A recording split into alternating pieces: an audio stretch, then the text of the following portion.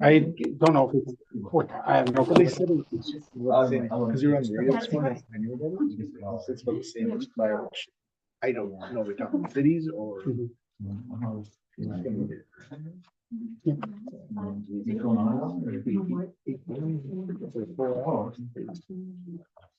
You're good, buddy. Mhm.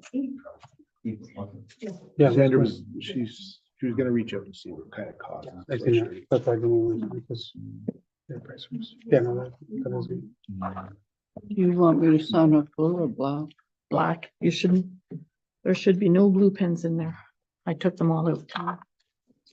I don't even have a blue pen. You got mad at this one? Well, I think so.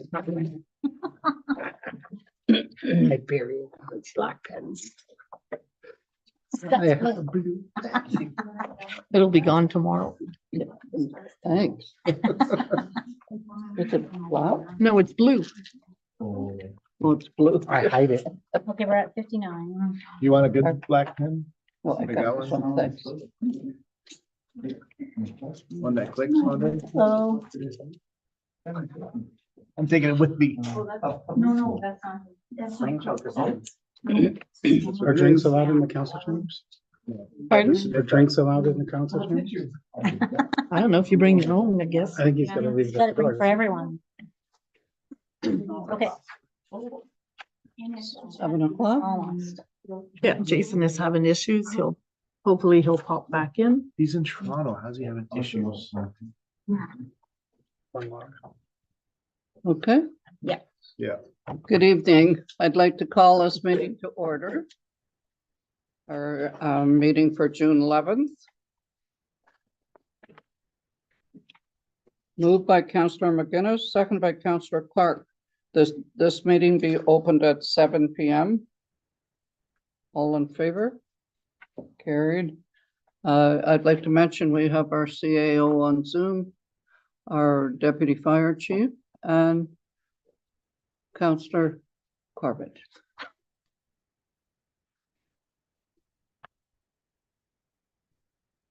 Then next we have the adoption of the agenda, moved by Councillor Clark, second by Councillor McGinnis, that the agenda presented to council and dated the 11th day of June 2024 be adopted as prepared. All in favor?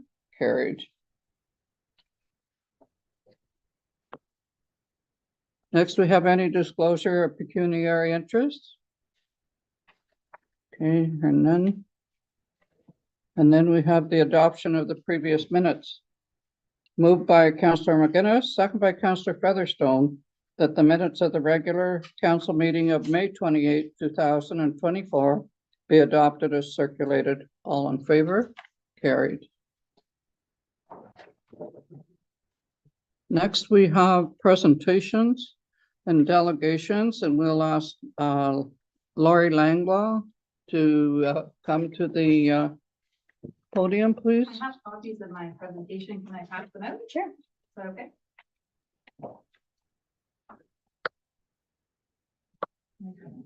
Pass them on.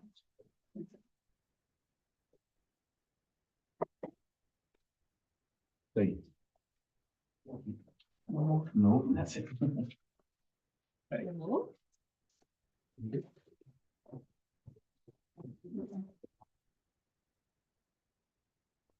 Right here? Yeah. Yeah. Sorry, I'm a bit nervous. I'm not used to being. Okay, we're nervous. Good evening, your worship and council members. First of all, I want to thank you all for allowing us this time to voice our concerns this evening with you. Before getting started, I have to say that we've been warned by the CAO that if I speak about the short-term rental bylaw, I will not be allowed to have a voice in the future with council on this matter.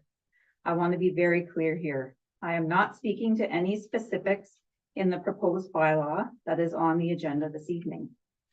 What I am speaking to here tonight is our experience thus far in this process. When my husband and I heard that the township was considering restricting short-term rentals, we knew we had no other choice but to become active and try to have a voice within the community on this subject. At the town hall meeting we attended, held March 7, 2024, We were informed by another member of the community that Councillor Clark was one of the extremist members of the Good Neighbors group who passionately spoke out in the media about banning short-term rentals. This can be found on the Bay Today, March 1st, 2022 edition titled "The Good Neighbors of Bonfield Urge Council to Stop Short-Term Rentals." Even with this substantial disadvantage facing us, we still had hope that our elected council members would remain neutral, hear our concerns, and move forward in an unbiased manner as laid out by their code of conduct.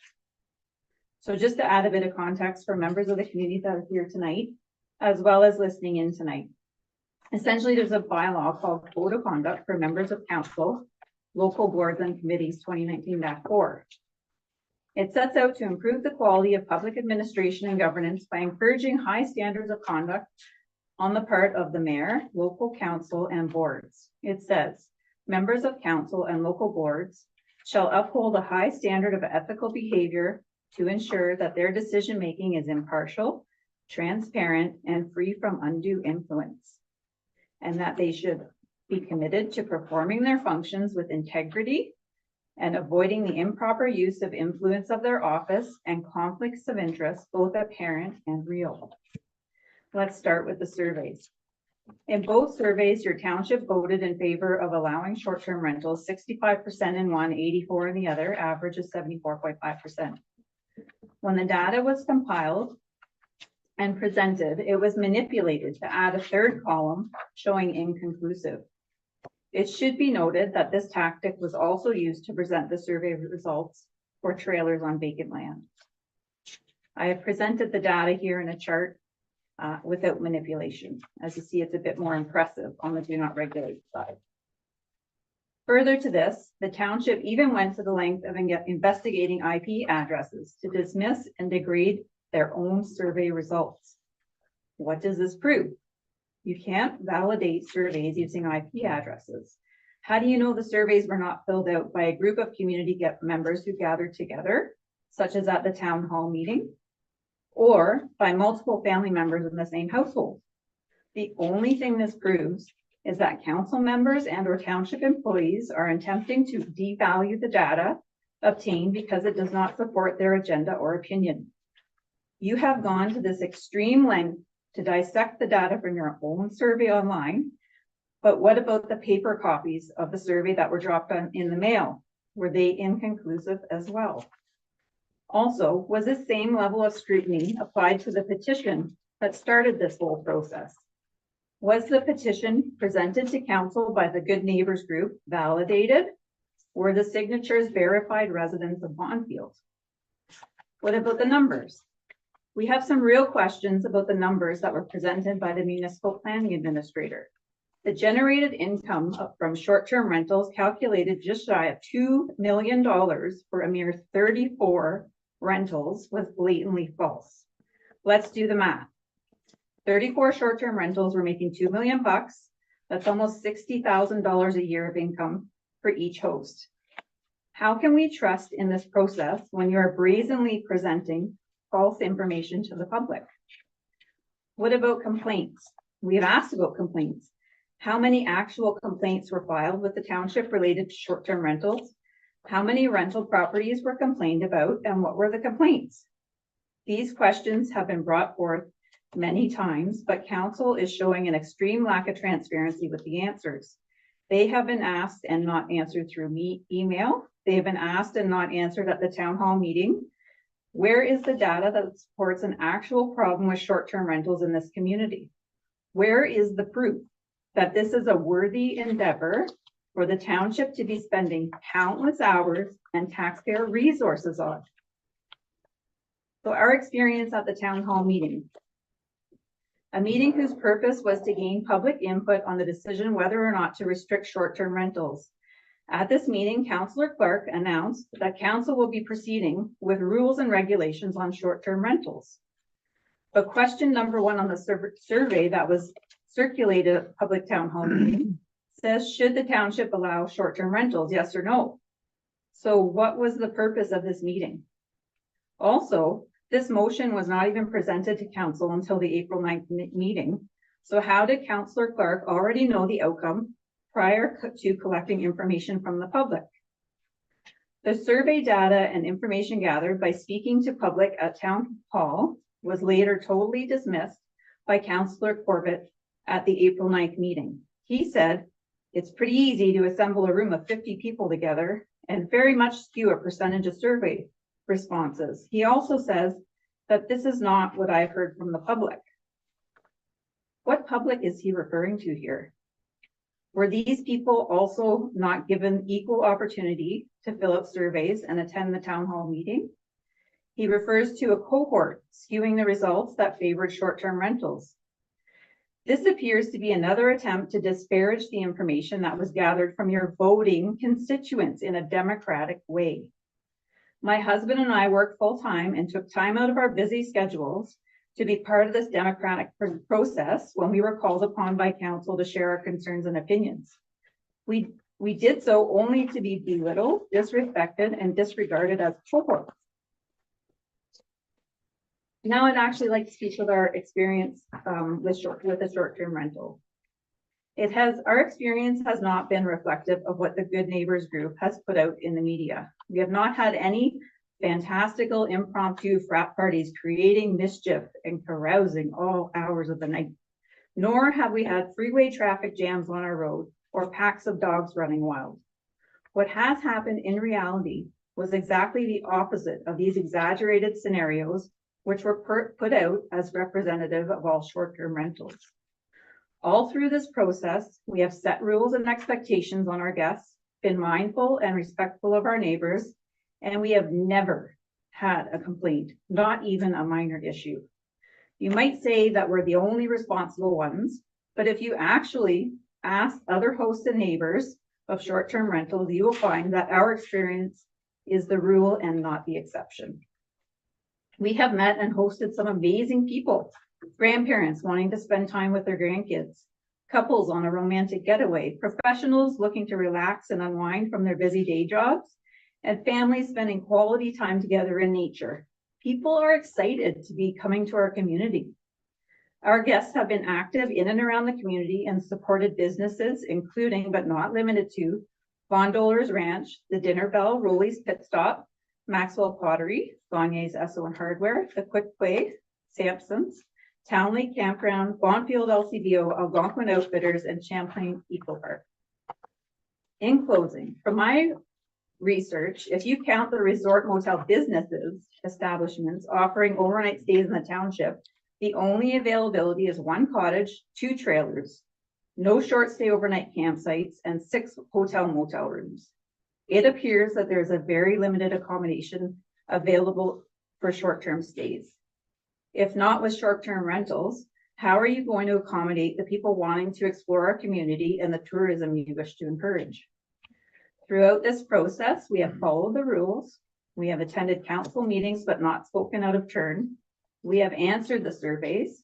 We have provided input at town hall meetings.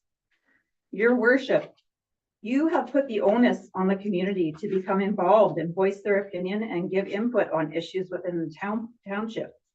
We have asked for the data on complaints that supports this endeavor, and we were laughed at by a municipal staff at the town hall meeting.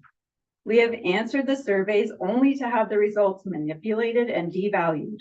We attended the town hall only to be dismissed as insignificant outliers. We have attempted to speak at council meetings only to have barriers, blockades, and restrictions imposed on what we are allowed saying. What is the value of speaking up if only to be completely ignored and disrespected by community officials? All we are asking is for fairness in the process and that decisions are made on factual information that is in the best interest of all taxpayers in the township as a whole. We are calling on our elected officials to uphold their code of conduct and treat all members of the community in an unbiased, respectful, transparent manner that is free from undue influence. It truly seems that your mind was made up long before this process started, and it appears that council agenda will be pushed forward regardless of what the majority of constituents want. This concludes my comments, Your Worship. Thank you. Thank you. Thank you. Okay. First off, will ask council if they have any response or any comments with respect to Lori's presentation. Well, I'd just like to say that, I've never seen an email from you. I have. I've never seen one. Councillor Corbett, yes? Thanks, Your Worship. Can everybody hear me clearly? Just do a bit of an audio check. So appreciate your presentation this evening. I think if you had the opportunity to read the package, what you're going to see is a bylaw that doesn't shut down short-term rentals. You actually see a bylaw that encourages short-term rentals within our community. It does present some rules that we are looking to ensure are followed within the municipality to upkeep and uphold and ensure the neighborhoods continue to be welcoming to families and a place that people want to live. So I don't think it's unreasonable that we are looking to put some parameters on short-term rentals. In fact, what we encourage is those healthy local short-term rentals when in fact the draft bylaw that's coming forward actually breaks out different classes, wanting to give preferential treatment to those that want to have a short-term rental within our community in their primary residence. It's opened up first to them. We will ensure that as long as it meets the requirements of short-term rentals to ensure that it's safe for the occupants and good within the community and that there's able to respond, we are open to short-term rentals. So I think my challenge is I don't necessarily understand why there's a perception that we are trying to shut down short-term rentals when in fact we are encouraging short-term rentals. We're just looking to do it in a responsible manner in the community. So that is my view, and that is my approach to going forward to making this good for our community. So. Okay, thank you, Jason. Any, Yeah, thank you very much for making this presentation. You know, we don't want you to feel uncomfortable. This is an open forum. I will fight for your right to stand there and have an opinion and come forward and say what you need to say. And, you know, we can have respectful conversation and work together. And I think you are probably a responsible owner, and you probably already expect a code of conduct from your guest. You expect a code of conduct from yourself. And you're doing probably everything that we've asked in this bylaw. So, you know, like, so we're just, it's a formalized approach. And again, none of it is written in stone right now. That's why we're having these conversations. So this is not, this meeting today will open up the opportunity for more conversation. So what you've read may change. You know, from what we hear, we want people to come forward. We are actually very excited that people are engaged in the community and are voicing their opinions. And we will try to listen and incorporate what we've heard. Thank you. okay, Councillor Featherstone? No? No, I think, you know, we've put a lot of time and effort into this. I think staff's put a lot of time and effort into this. CAO, we've, you know, looked at what other communities have done and tried our best to kind of formalize it to make sense for our community and to make sense for people that have had short-term rentals previously, so that we're not, you know, kind of trying to shut them down by any means, just trying to make sure that everybody is safe and make sure that, you know, everybody kind of respects each other as they. So. Okay, thank you. Do you have anything to say? No? I want to thank you for bringing this forward to us. I don't know about the Good Neighbor Group because I don't know who they are. And it's not me anyways, because I'm not part of the Good Neighbor Group, I guess. But you have concerns and you want to be sure that we're listening and that we hear what, and I've never once thought that this council was there, like Councillor Corbett says, to shut down the short-term rental we have been trying to, our staff has been trying to develop a bylaw so that it gives rules to you as well as to the township, so everyone is on the same page. Tonight, we will do a first and second reading of that bylaw for the short-term rentals. And I would certainly encourage anyone that is interested and they have any difference of what we have in there is to contact our planner, our CAO, or any member of council.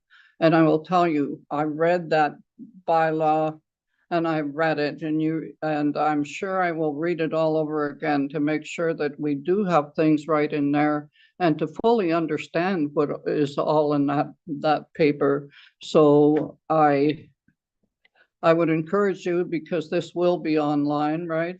The bylaw. So I would encourage you to have a look at it and see, because it's certainly not this council's position to shut down the short-term rentals.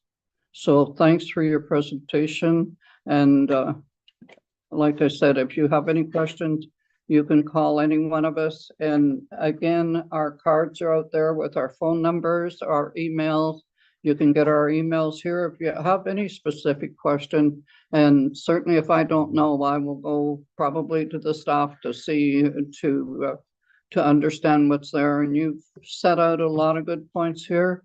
And I know that that's your thoughts. And thank you for following the procedures and coming the way you have, and put your presentation forward to all of us. And I thank you for that, for respecting our procedural bylaw. I hope that soon we'll be able to bring back the question and answer period if it's if all of council agrees with it, and that'll certainly give everybody the opportunity to come in if they have questions. But you don't have to wait just for that. You call us, or anytime I can come into the office. I work during the day, but I can certainly come in the evening. Any member of council, if they're not in another meeting, they'll certainly be there for you to come in and ask us anything you wish. Okay, thank you very much. Thank you for your time.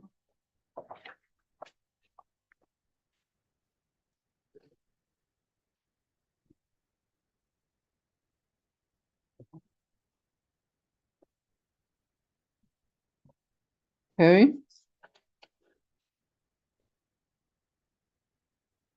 Next we have, it's a public meeting. It's a declaration of public hearing. Take notice that the Council of the Corporation of the Township of Bonfield is holding a public meeting tonight, June the 11th, 2024, to consider a proposed zoning bylaw amendment under Section 34 of the Planning Act. The proposed zoning bylaw amendment would change the zone category on concession 10, part lot 35, parcel 11772, Talon Lake Road, from a rural zone to special zone 56 to allow for an accessory structure without a permanent dwelling. If a person or public body that files an appeal of a decision of the Township of Bonfield in respect of the proposed zoning bylaw does not make oral submission at this public meeting, or has made a written submission to the Township of Bonfield before the proposed zoning bylaw is adopted, the Ontario Land Tribunal may dismiss all or part of the appeal. Has a person or public body made a written submission to the Township of Bonfield? No, they haven't, your mayor. Okay, thank you.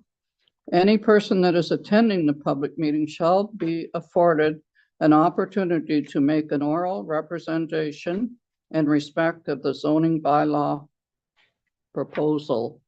Is any person attending wish to make an oral presentation for zoning bylaws amendment, file ZC1 2024 Humphreys?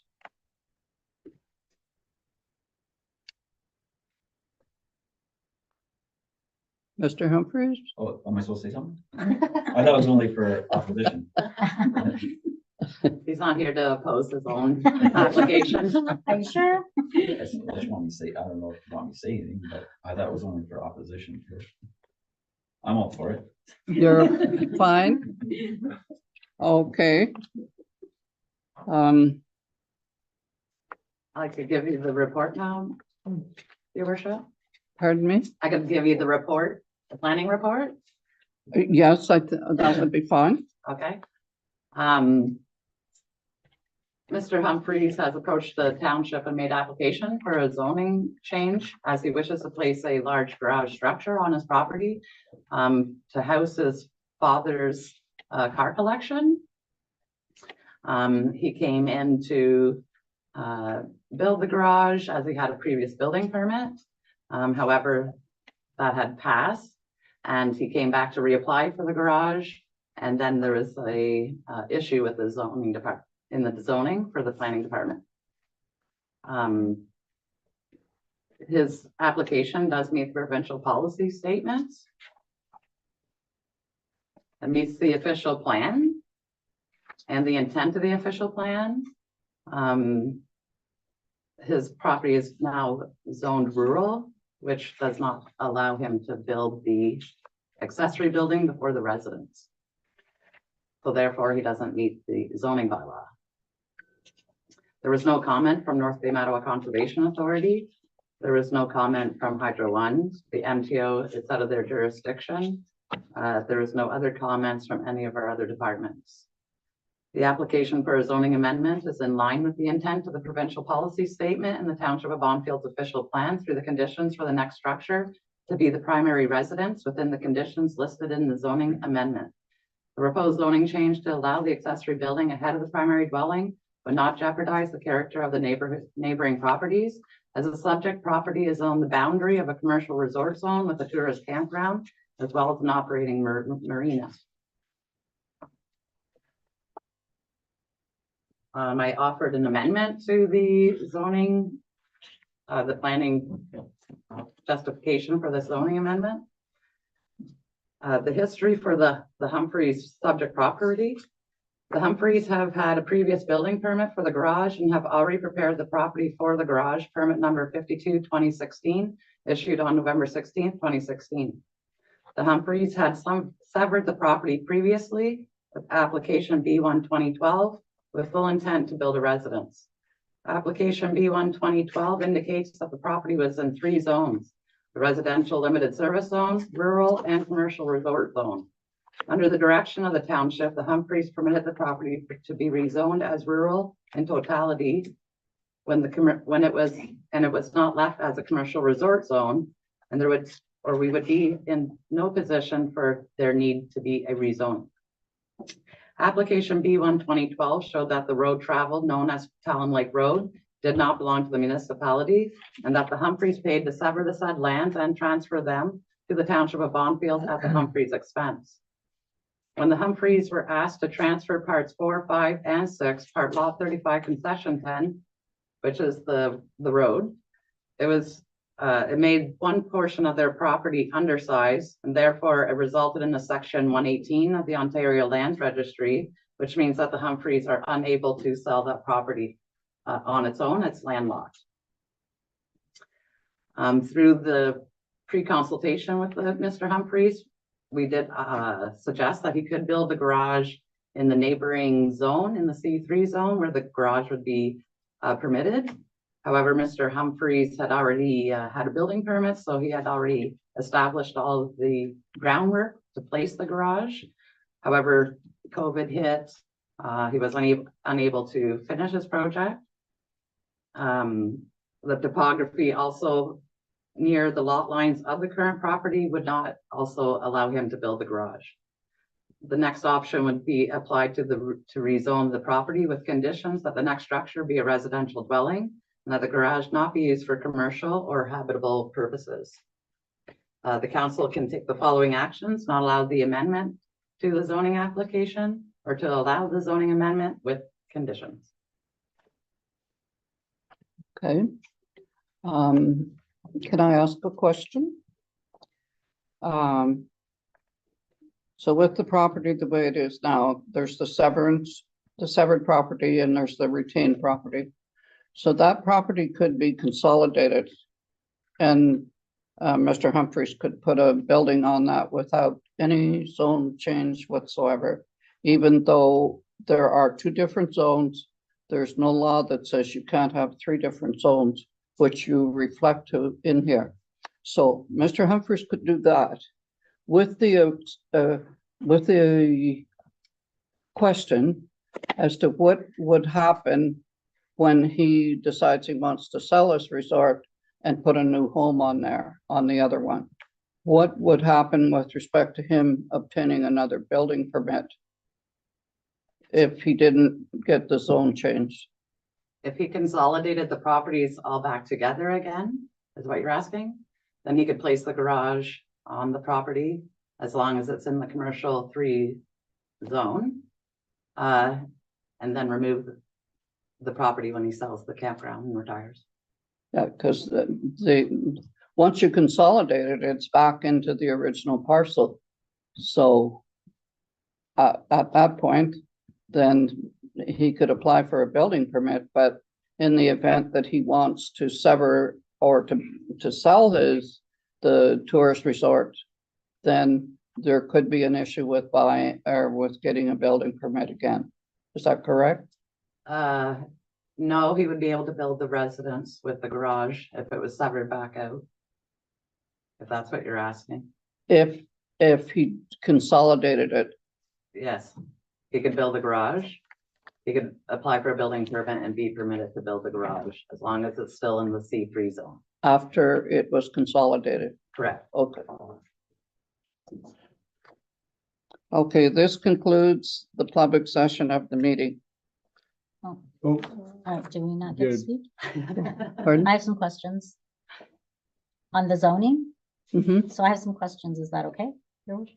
sure. Okay, so, I think it might be the same, along the same line here. So if we do the sort of, I guess, unzone or unsever, then he can put the garage where he wants to, and we don't have to do a special zone. Correct. Okay.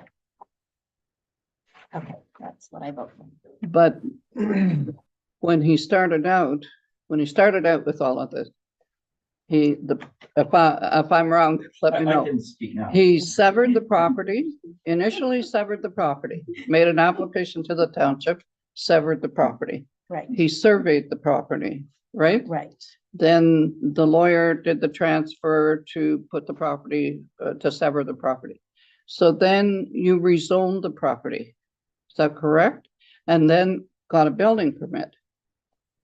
Then COVID hit. So well, COVID hit 4 years later, because that was 2016. 2016, And COVID started in 2020, so that was 4 years later. after the Yeah, permit. The permit. Yeah, there was other things going on. There were And some financial things that happened to us that screwed that up, right? And then basically, because we weren't moving forward, the last building inspector said he was gonna cancel the permit because it wasn't moving forward. And he could get us some money back, so, okay, we'll take some of that. Mhm. And then, okay, now we're ready. So I already had a building permit for the exact same thing already. And I've done this on direction of Bonfield Township employees. They've steered, they're the ones steering me this way. Right. And I've been trying to do this since January 4th of this year. I really have a hard time understanding what the big deal is when I've already had a permit for this already once. And the only thing's changed is staff. so it doesn't follow the zoning bylaw right now. Like if he wants to build this garage, it does not follow the zone. unless the zone is changed. So why didn't this go to a planner before it ever come to us? Like a professional planner? Like this should, because, I mean, and I looked at the official plan, which policy is in the official plan supports this development? Like you say it's in line with the provincial policy.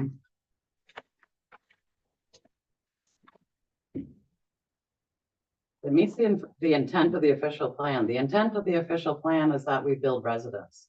A residence, not a garage, without a Correct. dwelling. Yeah, So his whole purpose with the garage being placed is that he would like to build a residence with it as well, so it means. Do we have a time frame for it? When I saw the camp, Do we have a time frame? when I saw the camp. I mean, it doesn't follow the zoning. I mean, and I know previous staff did, gave you the direction and stuff, but I mean, we're trying to clean things up in the Oh, zoning. yeah. I have another question. So if you had done nothing, if he didn't sever, if he did nothing before and he wanted to build his garage, he could have just built his garage, right? So Yeah. no severing, no rezoning, nothing. He could have just built the garage, correct? Correct. Okay, so can we get him back to that original where he was? That would be a question for legal, to be honest. So like I feel bad because if you had just built the garage, Yeah, the problem is, okay, so I'm probably at, I don't know, 15-20,000 with surveying and lawyers Right, and all this so right. far. I've been steered this way, Right. right?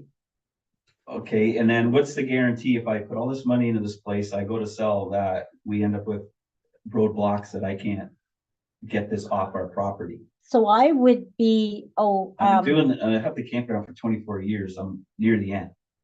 right, right. but in 2012, you've had 14 years to build a residence.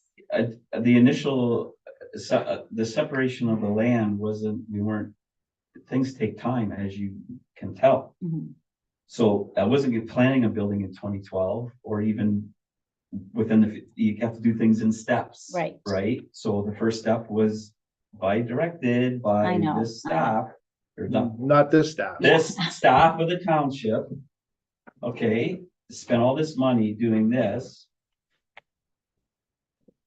So right? if you had and to- then we had financial issues. Right. Which small business. Oh, you So know if we that. got, if we could get you back to the original where you could build the garage anywhere you wanted to, you've already paid the severance costs and everything else. So when it comes time to sever again, that cost is off the table because that's already, so you hopefully would not have to repay for that. I would say that if there were any costs from the township, we would waive those in light of all of this. So anything that was out of pocket for us, so if there were legal fees, that would be the expense, but anything else that we would incur as a township, I believe should be waived, so that would not cost you anything. We need to try to get you back to that original where you could put the garage wherever, or the other option, I guess, is to build on the commercial lot now with Some mountain goat doing territory. nothing, right? Mountain goat territory, then I still don't, there's that same result, have to separate that off. Right? And There's you no- have there's no already commercial paid land to I own right rezone Right. once? You paid to rezone when the severance was granted, right? Yeah. During, Yeah, at that yeah. time? And now he's paid to rezone again. And you guys didn't waive it last time, when I've already, But are you talking this council or previous? no, the last. It yeah, doesn't yeah. matter. I- It's the township of Bonfield Yes. that Yeah, he's but it's going because through of- with. the Yeah. township's Doesn't matter if stupid. it's last Yeah, council or yeah. what it is. Well, it It's- kind of does matter because we're clearly trying to clean the stuff up that last employees and council have done. And we have, I If- think what we're trying not to do is, set precedents where we say yes here, and then another instance comes up, and then we have to say no, or we have to say yes. So we need to figure out how we are going to have you build your garage with the least amount of costs, or, maybe the CAO has something to say, I don't know, but I don't know that a special zone is what I would vote for. Jason? Councillor Corbett, you had something to say? Yeah, listen, I empathize with Mr. Humphries. There's no doubt about it. I think whatever advice he received in the past was against the zoning bylaws and put him into this predicament. So, that's terrible. It is also a case of two wrongs don't make a right. So for us to go down a path of doing something that is in contravention to our zoning bylaws is a challenge, but I would like to figure out how to work with Mr. Humphries, and whether that is where, Councillor Clark said we waive all of, municipal costs to allow him to rezone back, whether we work with legal to figure out how we can guarantee. Well, I don't know what it looks like. I would be throwing out things just off the top of my head, but in this case, I think we have to try and figure out how to support Mr. Humphreys in this garage, because it is the township that led him to this. I don't think that the right way to do that is to contravene our own zoning bylaws again. Like, we would be doing that very publicly, everything's public, but we would be doing that very much in contradiction to our own zoning bylaws. So I am challenged to try and say that we would be okay in a special circumstance here, and then in a month and a half from now, when somebody else comes forward and say, well, why can't I build my garage where before my residence? We've lost credibility, in my opinion. So I would rather try and figure out how to support Mr. Humphreys very specifically in this without being in contravention to our zoning bylaw. I say that, and maybe it's a tall task that's not possible, but I would be looking to staff for advice on that for sure. Thank you. I think that brings us back to your first point. I think you've put some time and effort into this. And the first point of putting the three, I guess, separate properties into one negates this issue. And I don't think, Mr. Humphries, you would have an issue with that, with the exception of when you decide to sell the lodge, the resort, and you put your house there, nobody can tell him what the zoning's going to be then, if he's going to be able to do that. Is that correct? Mr. Humphreys could have applied to rezone the property back to C3 and not move the severances anywhere, and then place the garage. And when was That's an that? option. Yes. And is there a cost Well, associated as with long as that? it's following the zoning The bylaw, that's the only, cost that we're going to waive. That we're correct? gonna waive, yes. And because is there a we're- timeline associated there's- with that? 10 days notice Okay, to follow the proper planning notice application. that seems too easy. yeah. So- What's that? we're- Yeah, what's- I So still look, put the garage there. I and guess it my says- question would, oh, sorry, I see the CIO has also got her hand up. Councillor Corbett? Oh, no. But Nikki's up. It's okay. Okay. I'm in listening to the conversation. So there's a couple of things. If it zoned back to a C3, we would have to look at what we're allowed for residential on a C3 zone. I believe there are some provisions for residential, but we'd have to look into that a little bit more.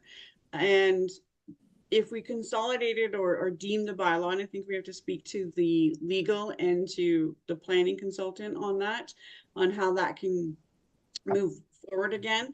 Certainly council can pass a resolution to say that when the severance comes back, because they're ready to build the residence on the property, that the survey costs are already taken, as long as the property is severed exactly the same way as the existing survey. So then that survey is done and you can waive the fees for the severance.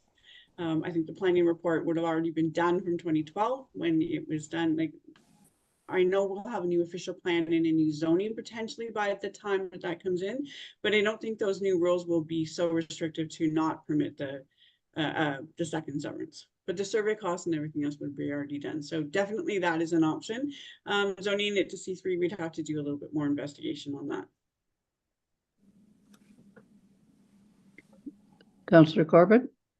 So I guess, I mean, I'm hoping what Mr. Humphreys, and I guess we could ask when he's in the audience, is seeing is a council that's wanting to work with him and stay within, our legal obligations of respecting the zoning bylaws. However, I would really like to support Mr. Humphreys. So I guess what we're talking about here, I can't answer that for Mr. Humphreys. He would have to answer. If we walked down this path, does that get anywhere closer to solving the issue for him? Well, how much is that gonna cost me? Like I said, the township, do I need lawyers again to do all this stuff? To consolidate, Like yes. the simple thing would you to pass this special zoning and you're not breaking any of your But we are, rules, though. because It's it would not- be a special zone, it wouldn't break the rules. right? That would be the simple thing, instead of going through all this dancing again. That would be it. That's why we're here, right?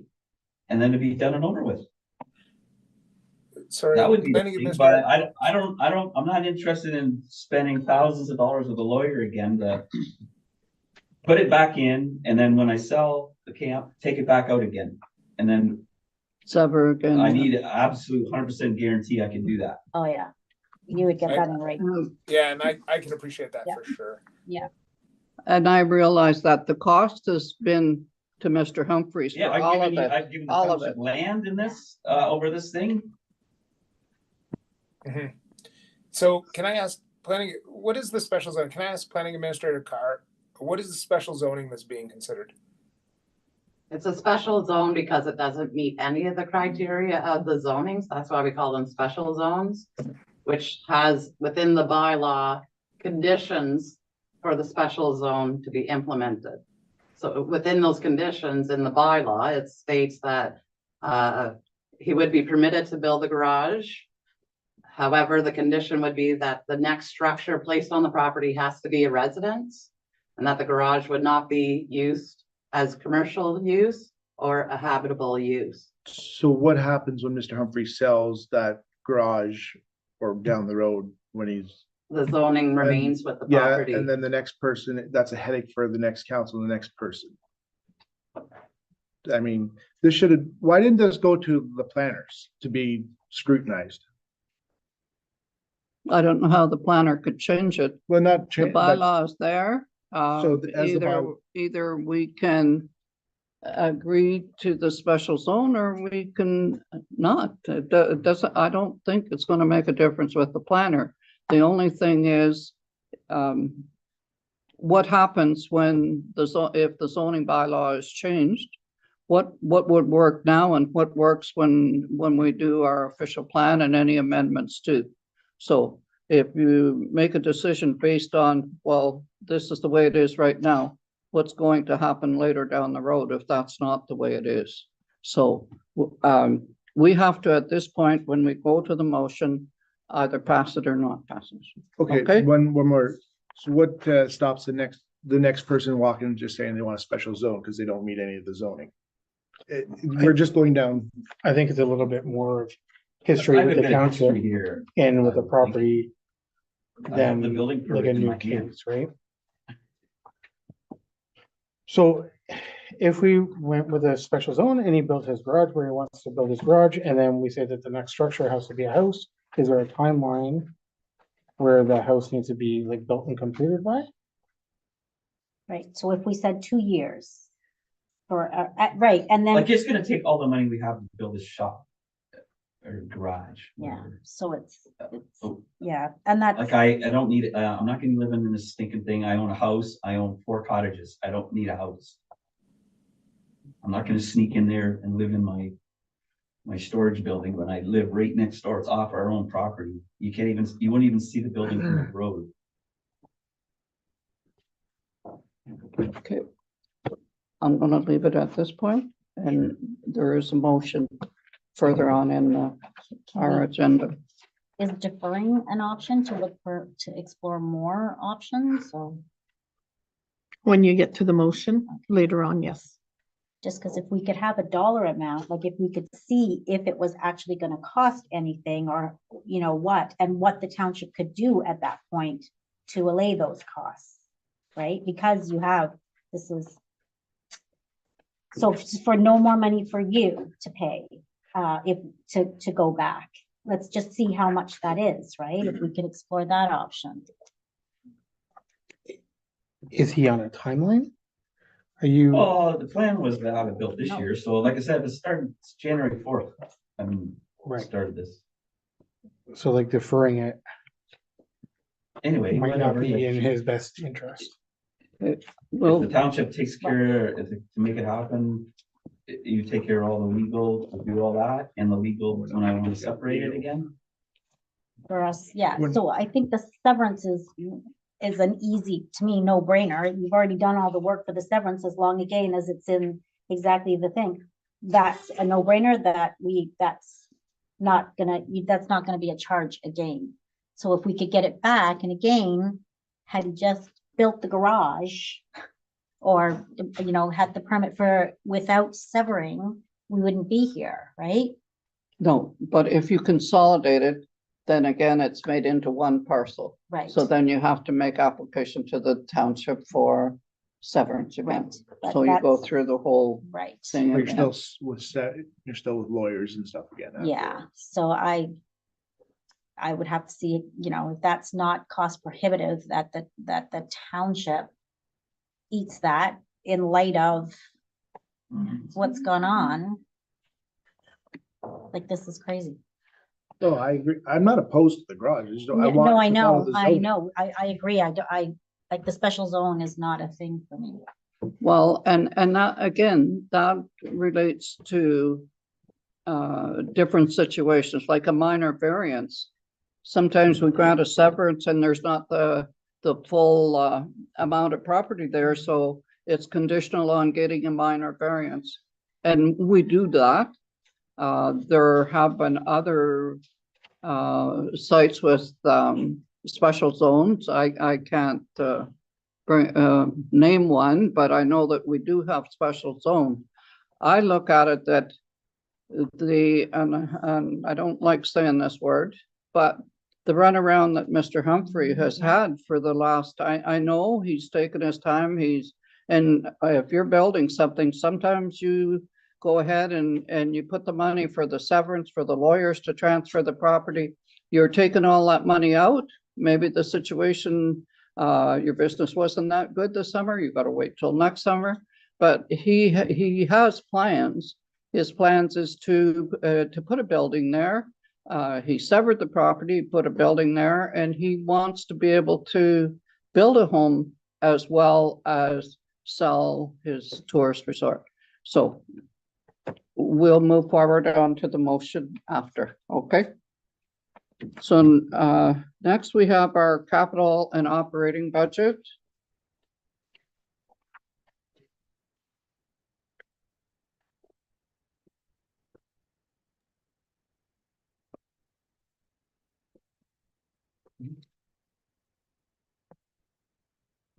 Want me to start? Okay, I'm just going to share my screen.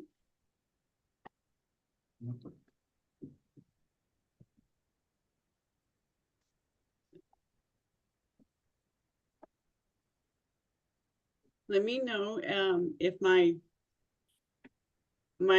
computer keeps coming up unstable. So let me know if there is anything that if it comes back out. I'll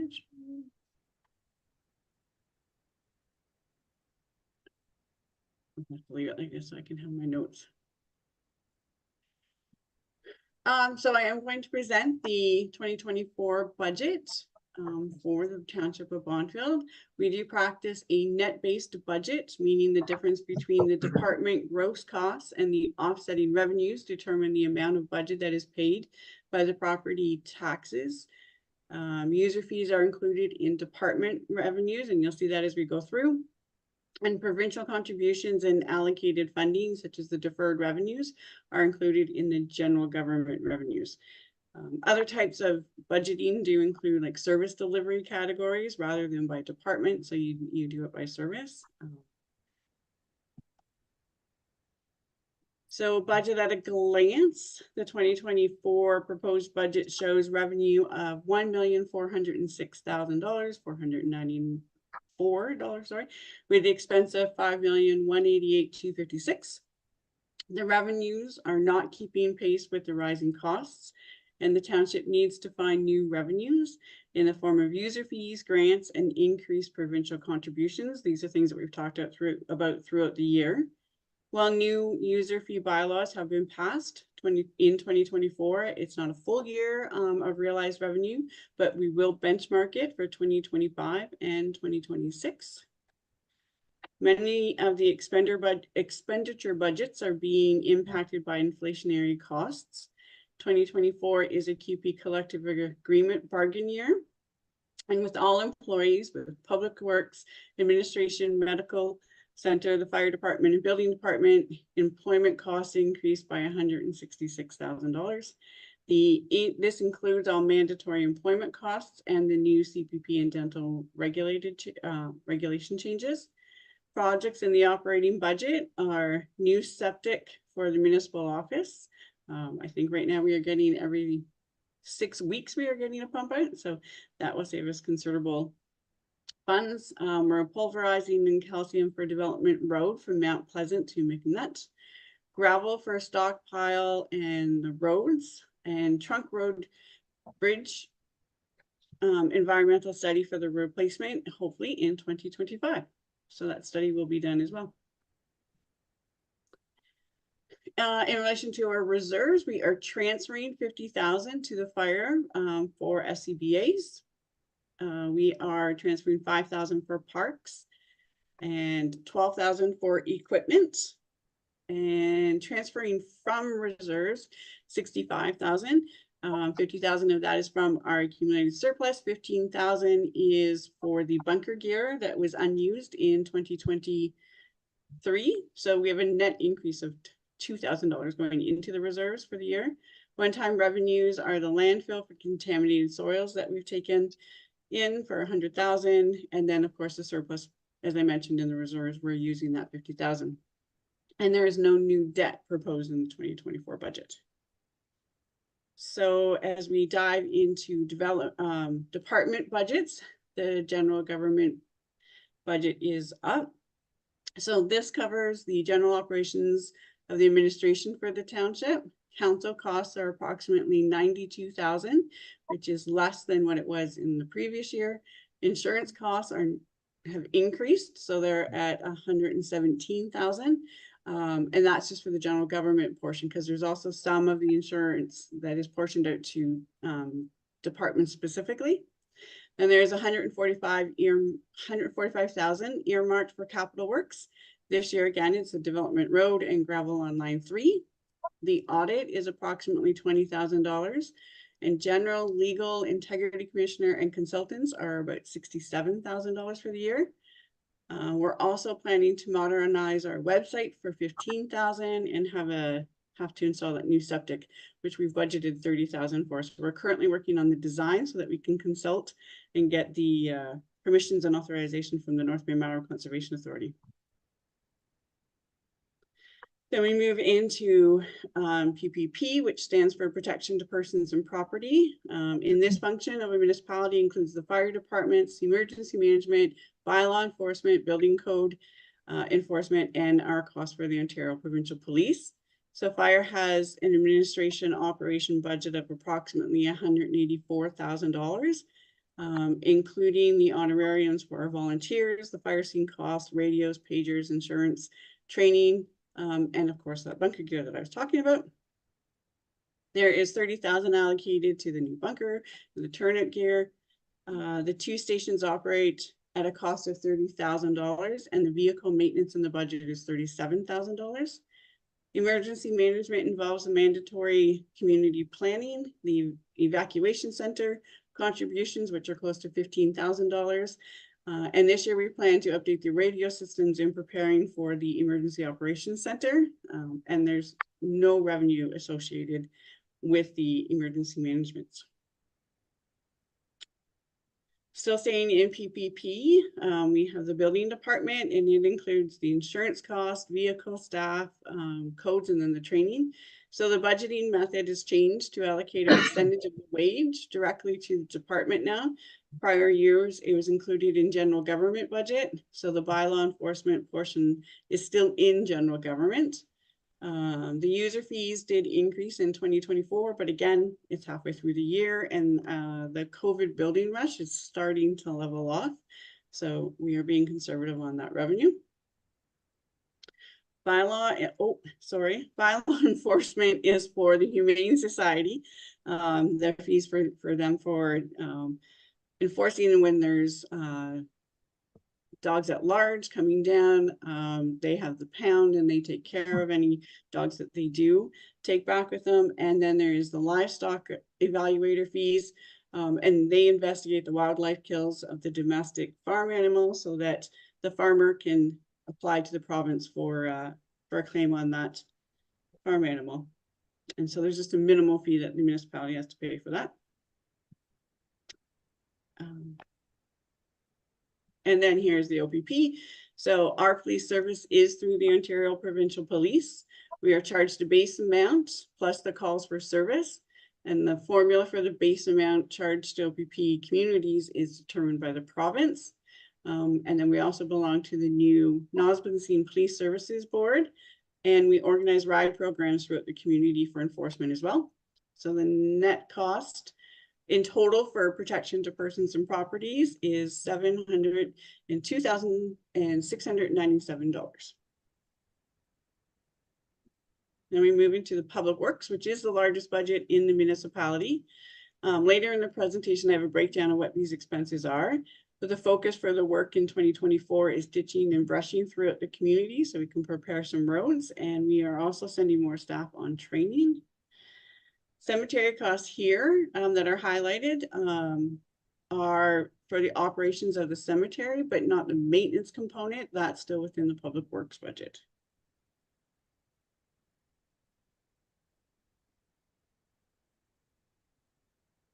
Also staying in public works is our landfill site. So the budget includes the analysis of the volume study that we conducted last year. And this will provide a report and create a benchmark on the remaining space in the landfill so we can properly budget for closure. Currently, we put $18,000 in a reserve annually, and we need to encourage recycling. So we are prolonging the life of this site. So we've renewed our monitoring contract as well with Pynchon Engineering for another 3 years. Then moving into our cultural, which is Parks and Rec in the library. So the total expenses for events and programs under the rec budget is $34,750. Park maintenance is $35,200. And admin costs, including insurance, loan payments, and Communities in Bloom, is $22,800. So the library includes a new photocopier. And as always, the board ensures they have the newest releases on books and rentals with $16,000 budgeted this year for those new purchases. You can see those net costs. The total cultural net cost are $156,489. Moving into planning. So the planning department expenses consist mainly of consultant fees for the official plan review, the comprehensive zoning bylaw review, and planning consultants. We RFP'd and Tulloch was the successful bidder, and they assist the township on the complicated applications throughout the year. Revenues for planning come from the applications from property owners when they apply for severances or rezonings or minor variances. Healthcare and well-being. So we contribute almost 1/3 of the levy toward health and well-being. For the Bonfield Medical Center, the province provides a percentage of overhead based on the fees they pay the physicians. The remaining expenses for the operations of the center and the medical practices are borne by the township residents. In 2024, there was a major renovation inside to create a new exam room for the second doctor. There are additional staff hours associated with this as well. So the township receives a levy for the operations of the North Bay Parry Sound Health Unit, the Nipissing Social Services Board, Castle Home, and we contribute to doctor recruitment for the Mattawa Hospital, as many residents do attend that facility. The Castle Home portion includes the reserve fund that we are building, so that when they are ready, when the project new build is complete at Castle Home, then we will be paying our share of that. So we are building that up. I believe we have 2 more years left on that. So we increase that every year by 30,000. So the summary for the levy with each department with their net cost. So the net cost per the department determines the dollar levy that must be recovered through taxes. So the total expenses for the township in 2024 is $5,188,256. for 2024, the tax levy, that the difference between the revenue and the expenses is $3,781,262. I don't know why I keep saying it that way. So this represents an 8.1 increase in the municipal operating expenses. But because we are putting those portions from the reserve in, and we have some one-time offsetting revenues, the tax rate increase is 4.9% for residential properties. And the impact of that. So 711 or 45.78% of the homes will see an average increase of $43 for the year. 630 or 40.57% of homes will see an average increase of $142 for 2024. And then there's 158 or 10% we'll see the increase of an average of $241, I made a typo there, for the year, or $20 per month on their tax bills. Overall, the average increase for all 1,553 properties is $115 or $9.80 per month.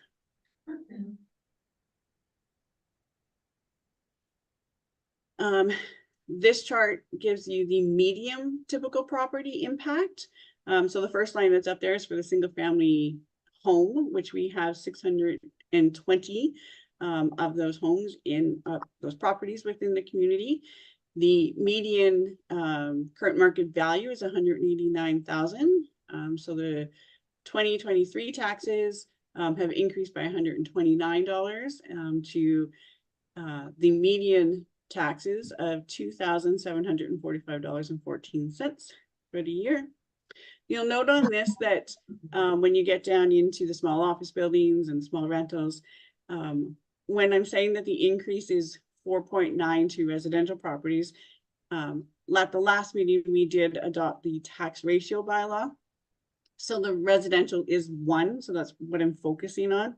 But there are properties that are less than 1, and then there's properties that are more than 1. So the overall increase is 4.7% because of the ratios, but I will just focus on the residential.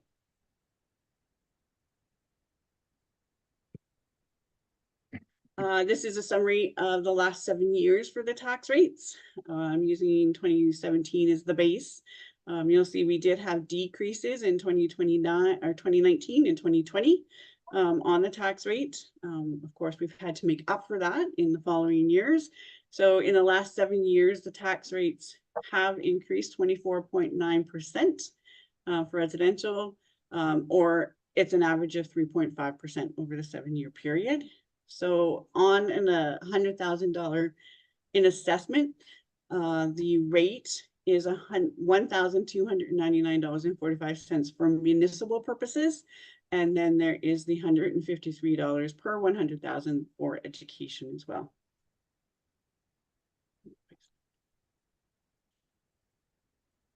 I've left this chart as well as the table that goes with it. So you can see on the chart, on the pie chart, a good visual of where all of our funds do go when it is being, when our budget is adopted. And going back to that other report from Opta, the median residential assessment is $189,000. You times that by the tax rate, which is municipal plus education. So the rate, the tax bill would be $2,745.14.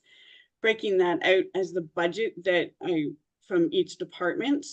So in general, the general government net costs are 9% or $221. The fire department is 6% or $155.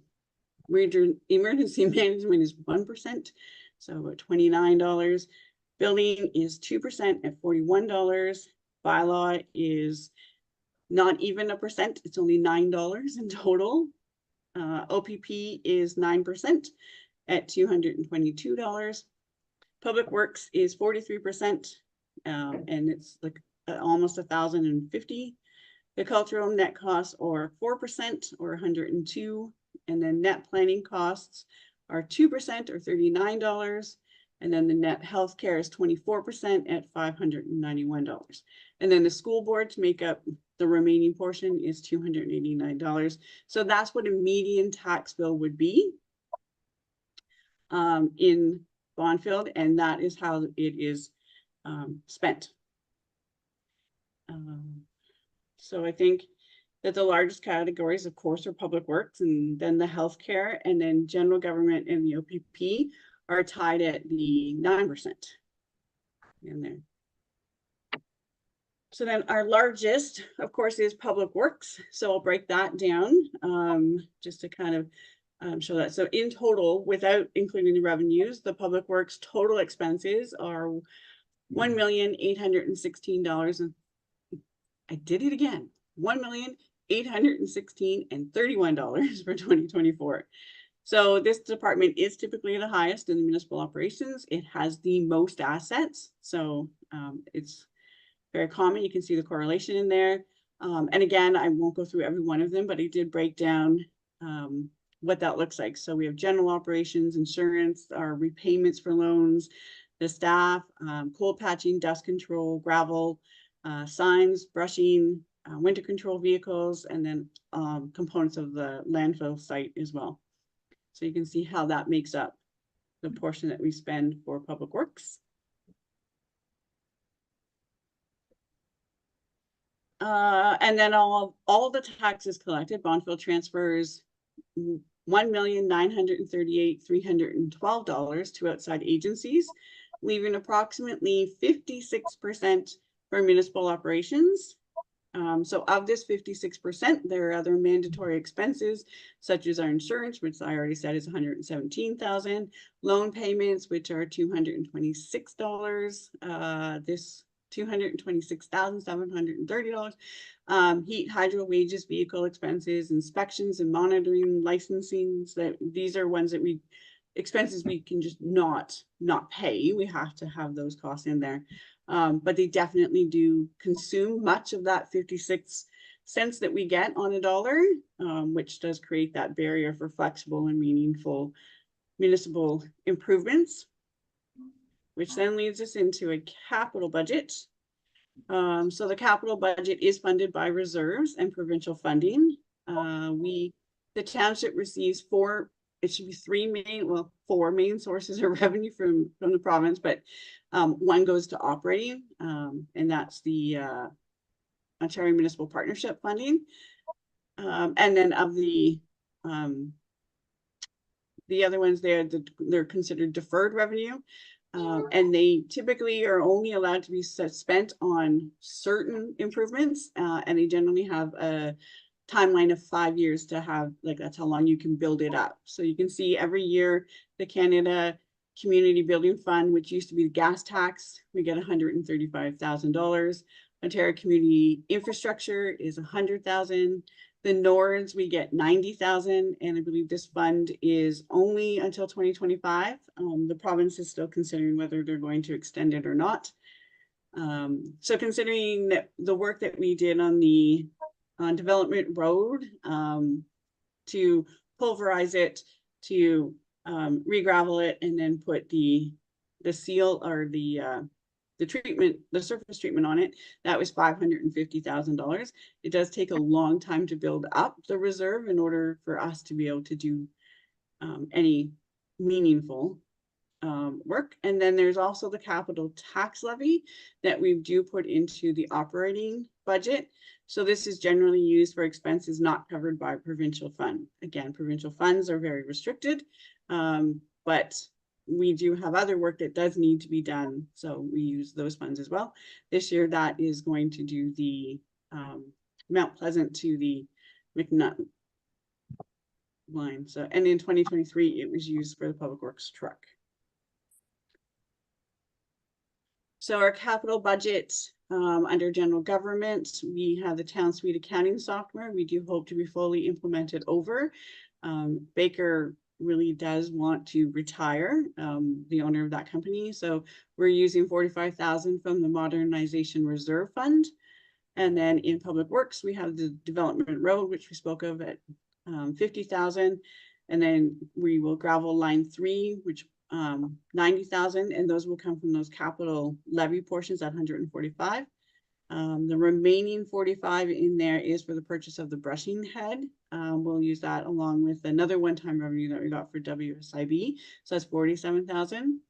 And then from the 2023 accumulated surplus, we will purchase the backhoe and the excavator, which we already have the excavator. And then we are putting the $50,000 for the fire reserve, for the breathing apparatuses. We're putting 50,000 into reserve. That purchase will be closer to $150,000. Perhaps by the time we get there, we're still doing cost analysis and quotes. There are changes in the codes that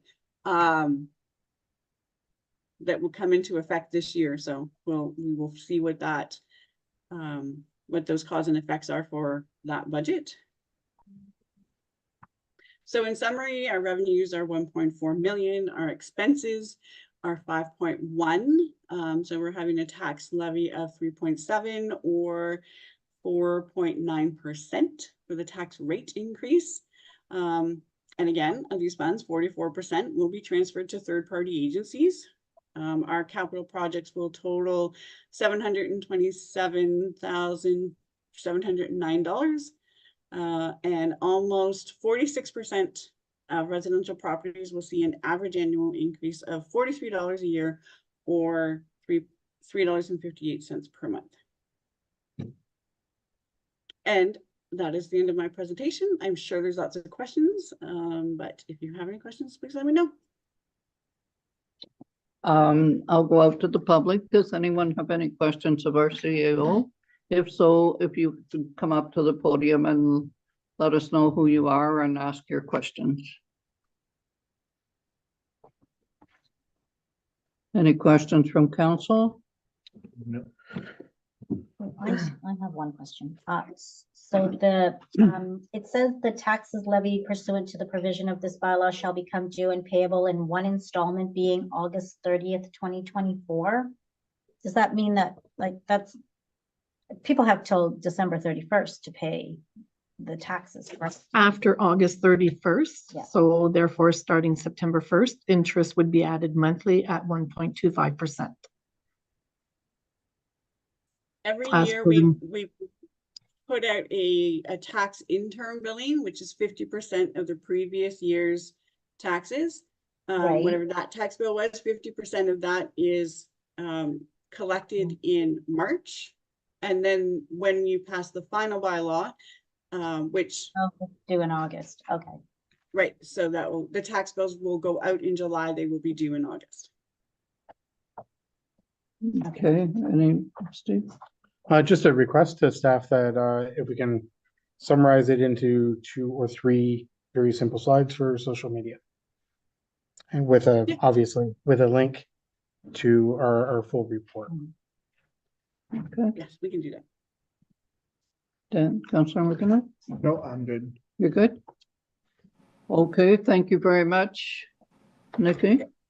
If I could just add to the July newsletter, will really focus on the budget as well when we send that out. It will focus on the work plan for 2024. Okay, thank you. Okay, next we have a report from the fire chief and our CEMC about the community risk assessment. Okay, with your permission, I'll start with providing the background and context for condition condition risk assessment for the fire department and the community. The Ontario Regulation 378-18 and the Fire Prevention or Protection and Prevention Act require that municipalities and fire departments in a territory without municipal organization conduct community risk assessments and use its community risk assessment to make informed decisions about provisions of fire protection services. The regulation further requires that a CRA be in the form that the fire marshal provides for and approves. The community risk assessment is an in-depth and comprehensive assessment to inform fire protection service levels and requires the identification, analysis, evaluation, and prioritizing of risk based on 9 mandatory profiles. The 9 mandatory profiles are a geographic profile, a building stock profile, a critical infrastructure profile, a demographic profile, a hazard profile, public safety response profile, a community services profile, an economic profile, and an emergency response profile. So risk is defined as a measure of the probability and consequence of an adverse effect to health, property, organization, environment, or community as a result of an event, activity, or an operation. By identifying all fire and life safety risks in our community and prioritizing them based on the probability of them occurring and the impact that they would have if they did occur, fire departments are able to determine which risks to address and how best to address them. Risk assessments also allow fire departments to ensure their levels of service, programs, and activities for public fire safety education, fire code inspections, and enforcement, and emergency response directly to address the identified risks and ensure effective prevention and mitigation. The Fire Protection and Prevention Act also mandates that every municipality shall establish a program which includes public education with respect to fire safety, certain components of fire prevention, and provides such other fire protection service as it determines may be necessary in accordance with the municipality's needs and circumstances. In the fire service, these things are identified as public fire safety education, fire safety standards and enforcement, and emergency response. And I would be remiss if I stood up here and didn't talk about emergency management, so I have one paragraph on that. The Emergency Management and Civil Protection Act requires every municipality to conduct an all hazards risk assessment as well, which forms continuous improvement of emergency management programs and improves public safety. A completed hazard identification and risk assessment, known as a HIRA, may provide some of the information and data required to fulfill the needs of the community risk assessment. Although there will be specific fire-related information that's not contained in the emergency management HIRA, it will be gathered as part of the CRA process. The HIRA and the community risk assessments are separate processes, but are viewed as complementary to each other. So that's the background. That's why we did it. And I will now pass it over to the Deputy Chief to give us the fire department's portion of this presentation. Okay. Thank you, Alan. Did everybody hear me okay?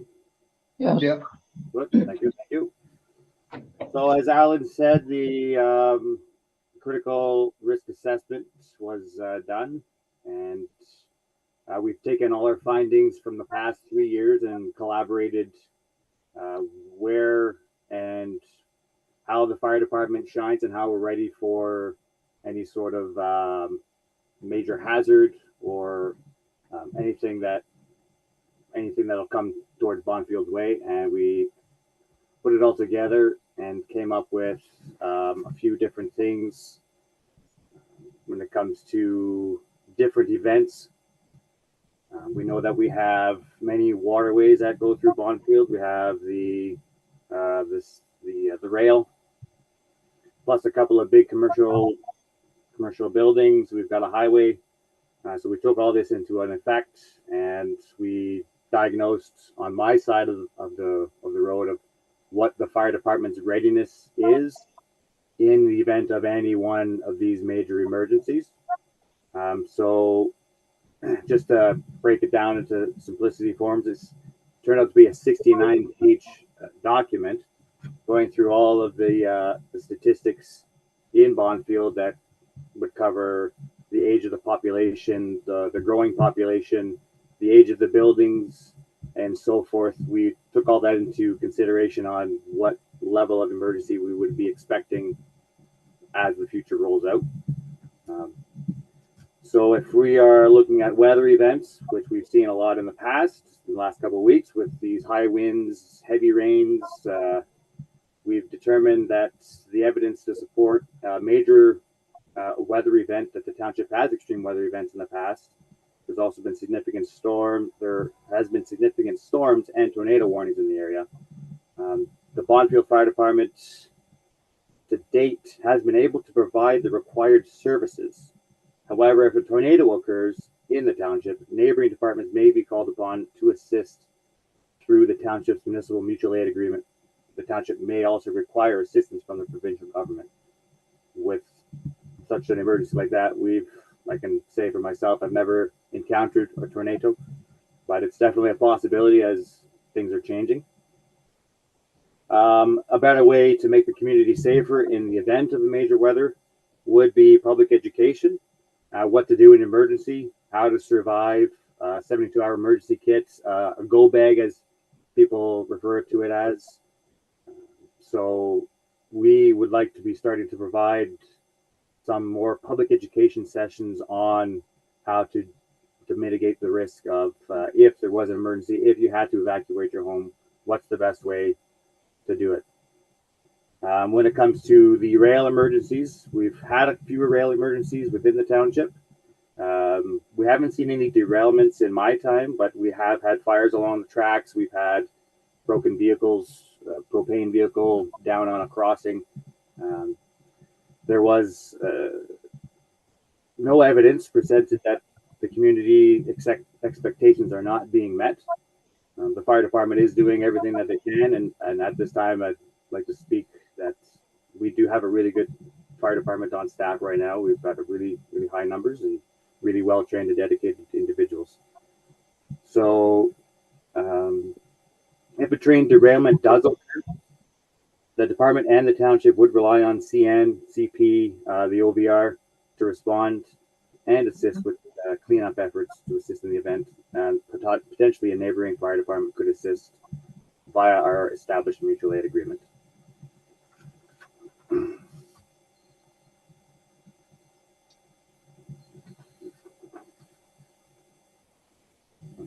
lost myself here.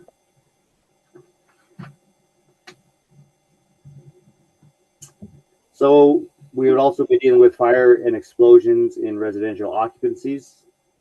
The department has responded to 7 residential occupancy fires in the past 3 years. Does the fire department meet current community needs and expectations? I'd say yes. There has been no evidence presented that suggests the community expectations are not currently being met. The department has developed and implemented a smoke and carbon monoxide program. The program should be enhanced, including a fire prevention policy and approved by council. In addition, the creation of and implementation of a waiver form to ensure proper record trail is in place for the township.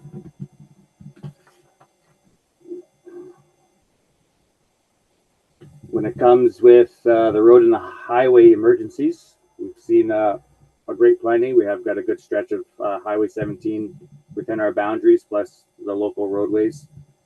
The department has responded to several incidents in the township every year, which involve motor vehicle collisions and fires. These incidents both involve passengers and commercial vehicles.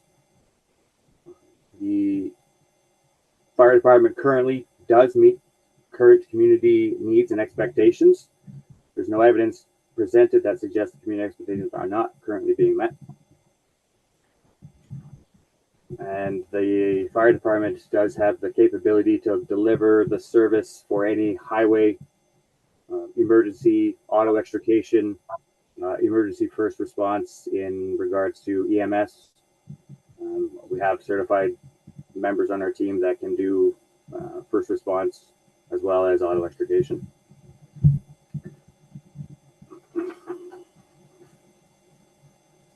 When it comes to the human health section, medical emergencies, we do assist great heavily on the EMS side of medical emergencies. We have a tiered response agreement with the District of Nipissing Paramedic Services. They follow a certain protocol depending on the level of emergency required. The Bonfield Fire Department will be dispatched. Currently, we are meeting the expectations of a 911 emergency EMS dispatch call in regards to heavy trauma, shortness of breath, heart attacks, any sort of uncontrolled bleeding. Those are generally on our tiered response course to get out and get done with it. The Montreal Fire Department right now is well equipped to deal with medical emergencies at this time. This is a good thing for us. Again, this is a really strong department we have right now. We haven't seen this kind of strength in a long time. The hazardous waste material response is starting to grow more and more. The OFM is talking more about hazardous wastes. Everything now is becoming, or not hazardous waste, or hazardous materials. Every sort of fire that we walk onto now, especially with new building construction, they're dealing with a lot of new building materials. So now there's a human hazardous material aspect involved, both for citizens, people that are downwind of the fire, plus the firefighters. We do respond to various types of hazardous materials incidences. There's been no evidence presented that we aren't meeting the current expectation. How we're going to do better in this situation is we need to get more advanced training in hazardous material response when it comes to these newer constructions. We're dealing with EV vehicles as well. So this is also one of the hazards that we've identified. And then another big one that we have on the plate right now is grass, wildland, bushfires. A number of open air fires occur throughout the year, over the year. A lot of them are human, a lot of them are environment.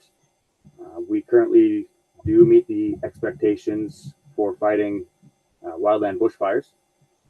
We've just recently certified 18 members up to the level of the Ministry of Natural Resource Forestry Division that meets our MNRF mutual agreement. Ways that we are looking at trying to make the community safer in regards to bushland, wildland fires is again, it comes back down to public education and fire code enforcement. This is something that we definitely have to work on big time. So just quickly wrap it up, but there is a lot of data here that we could go through, but I figured I'd just summarize it up quick. But the fire department right now is ready for, we do meet the criteria for meeting a lot of these emergencies are right now that are happening between all the things I just went through. There are certain things that we are lacking, and through this community risk assessment, we have found some of our own downfalls within the fire department service. Some of these key downfalls that we are more than likely to start working on immediately. One is fire prevention. We've got to start spreading the word on fire prevention, fire education for our citizens, the smoke and carbon monoxide inspections, hazardous material training. Again, all of our guys are trained to the awareness level of hazardous materials. We would like to bump that training up. And large-scale incidences, including fire, weather, or man-made threats to high occupancy structures and major community events, is where a mutual aid agreement, a strong mutual aid agreement would be good there as well. But additional training for our guys is going to be beneficial for that to be more successful. But for right now, we're definitely going to be focusing on public education, fire prevention, and the smoke and carbon monoxide programs. Yeah, that's what I got for you in a nutshell. Okay, thank you. Does anyone have any questions to Alan or Dave with respect to our community risk assessment? Just a comment. Took a lot of work to put this together. Alan and Santana, and then Dave and Jills. You can't forget him, and Kelly, the rest of the team. I know like Donna and I I've had very minimal impact on this, but we've sat in on some meetings and that, and it's a lot of work to put this together in a short timeline, so it got done. Thank you, Done. Steve. Thank you, Alan. Thank you, yeah. Thank you. Thank you. Yeah, no, Yeah. it's a good document and they worked hard at it. Very good. This is the community risk assessment. Once we pass it here, it'll go on our website. It'll have, there's certain parts of it which will be are considered confidential in terms of critical infrastructure, very similar to our emergency management plan. But we will publish all the non-confidential parts of the plan for sure. Okay. Thank you very much for a very good job. Well done. And I, of course, always thank the fire department as well for keeping us safe. And thank you very much for the time that you have put into this. And anyone out there, I would suggest that you read it.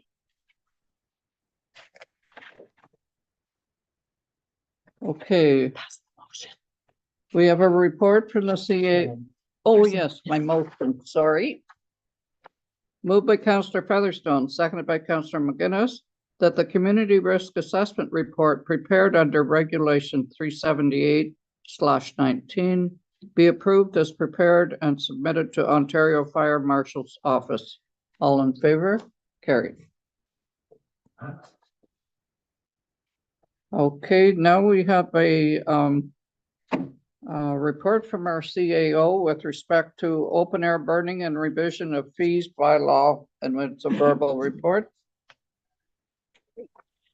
So you have a copy of both of the open air burning bylaw as well as the fire department fees that will be charged. So the 2024-25, the fee bylaw for fire department has received first and second reading already. So just to highlight the changes from those so that we can bring that back. We moved the fees that we were going to, like the penalties that we were going to charge, we moved them into the open air burning bylaw, which is 2024-27, so that we could do set fines for them. And we're hopeful that we will bring you the administrative monetary penalty program bylaw for bylaws in the summer for your consideration. And then once the Attorney General approves those set fines, we can use those as the penalty fees. So the fees that were added into the fire department one, again, in conjunction with the open air bylaw.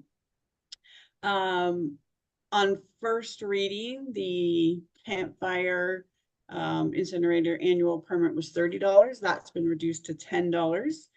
A commercial campground annual permit is $50. A special burn permit for a brush pile or a windrow is $50. And then penalty for burning without a permit would be $300. Those are part of those set fines that we have to have approved. And then the cost of fire department services. So call outs to fires that are not compliant with the open air burning permit are the fire call rates, which are under section E in the bylaw, in the draft bylaw.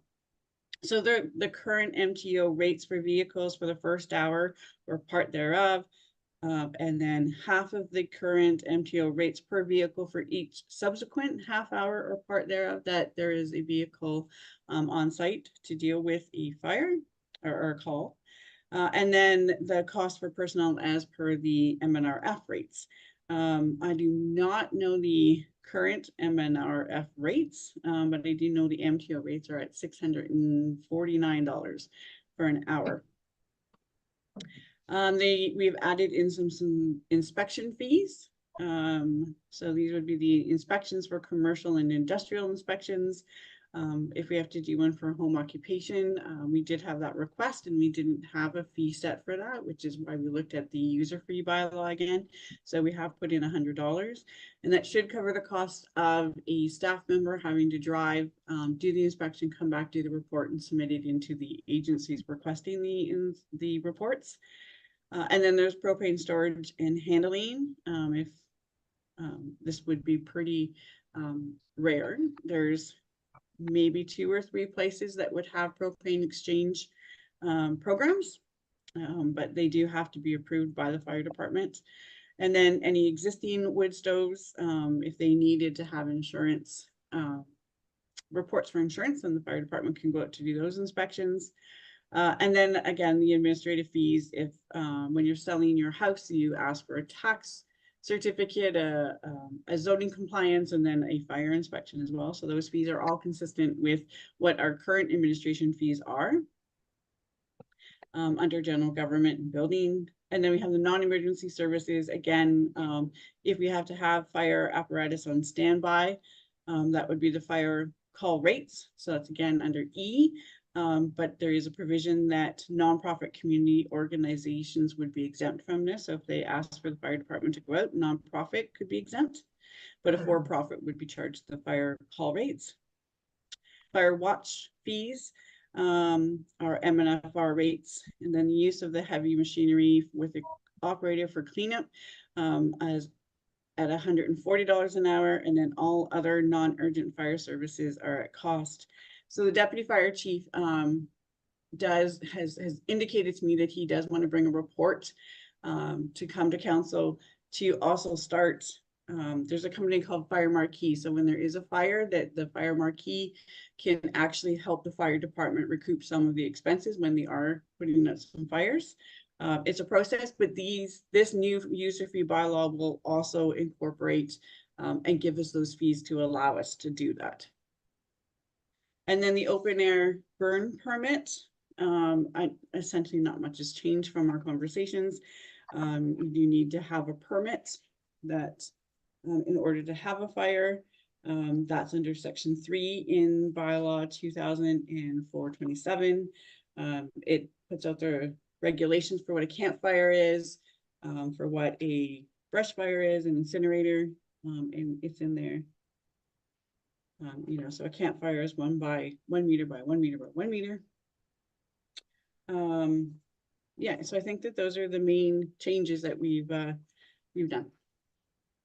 That's my report. Thank you. Any question? All right, we have moved by Councillor Featherstone, second by Councillor McGinnis, that the council accepts the verbal report presented by the CAO on the open air burning bylaw and the revisions to the fees bylaw associated with it. All in favor? Carried. And next we have a report from our deputy clerk with respect to fees for payment options. I've compiled all of the different payment options that we offer to our residents and with the costs or fees associated with them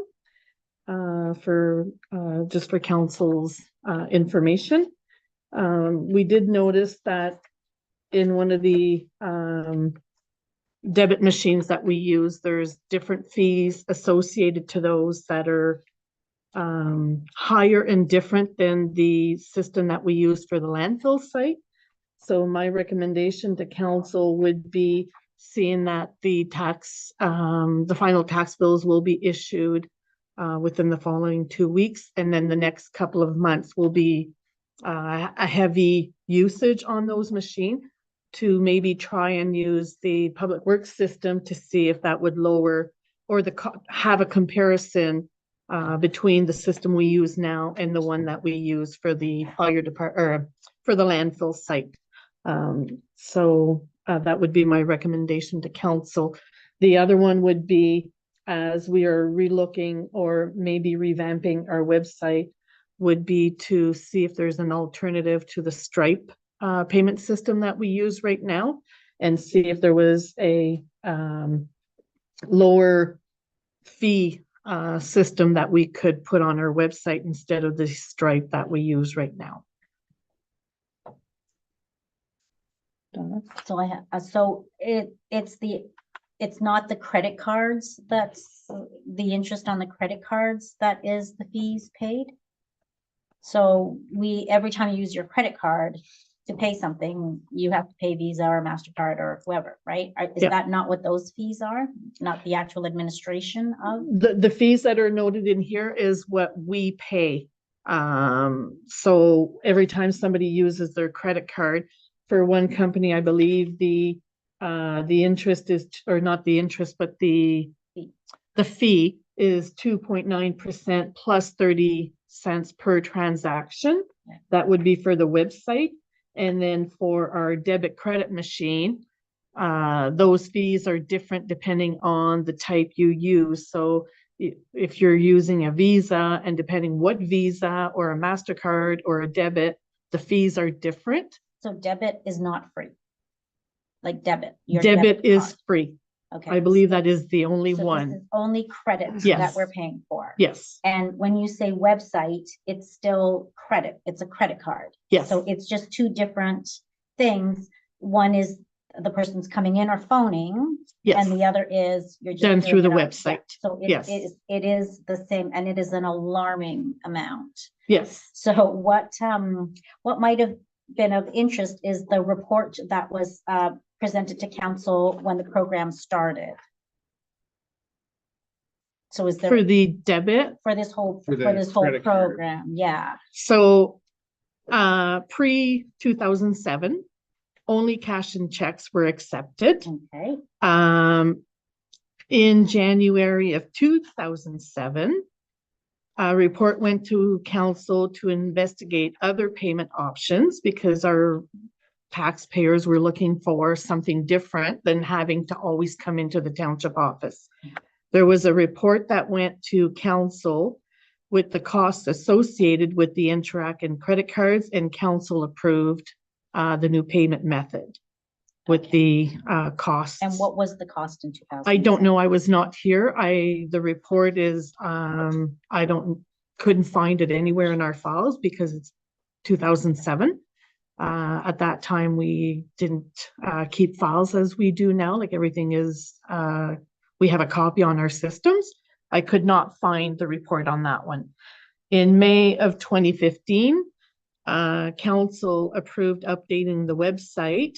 And then they went back to council in August 2015 with a report to add the website payment option as another form of payment. And council at the time approved those, knowing the fees that would be associated with it.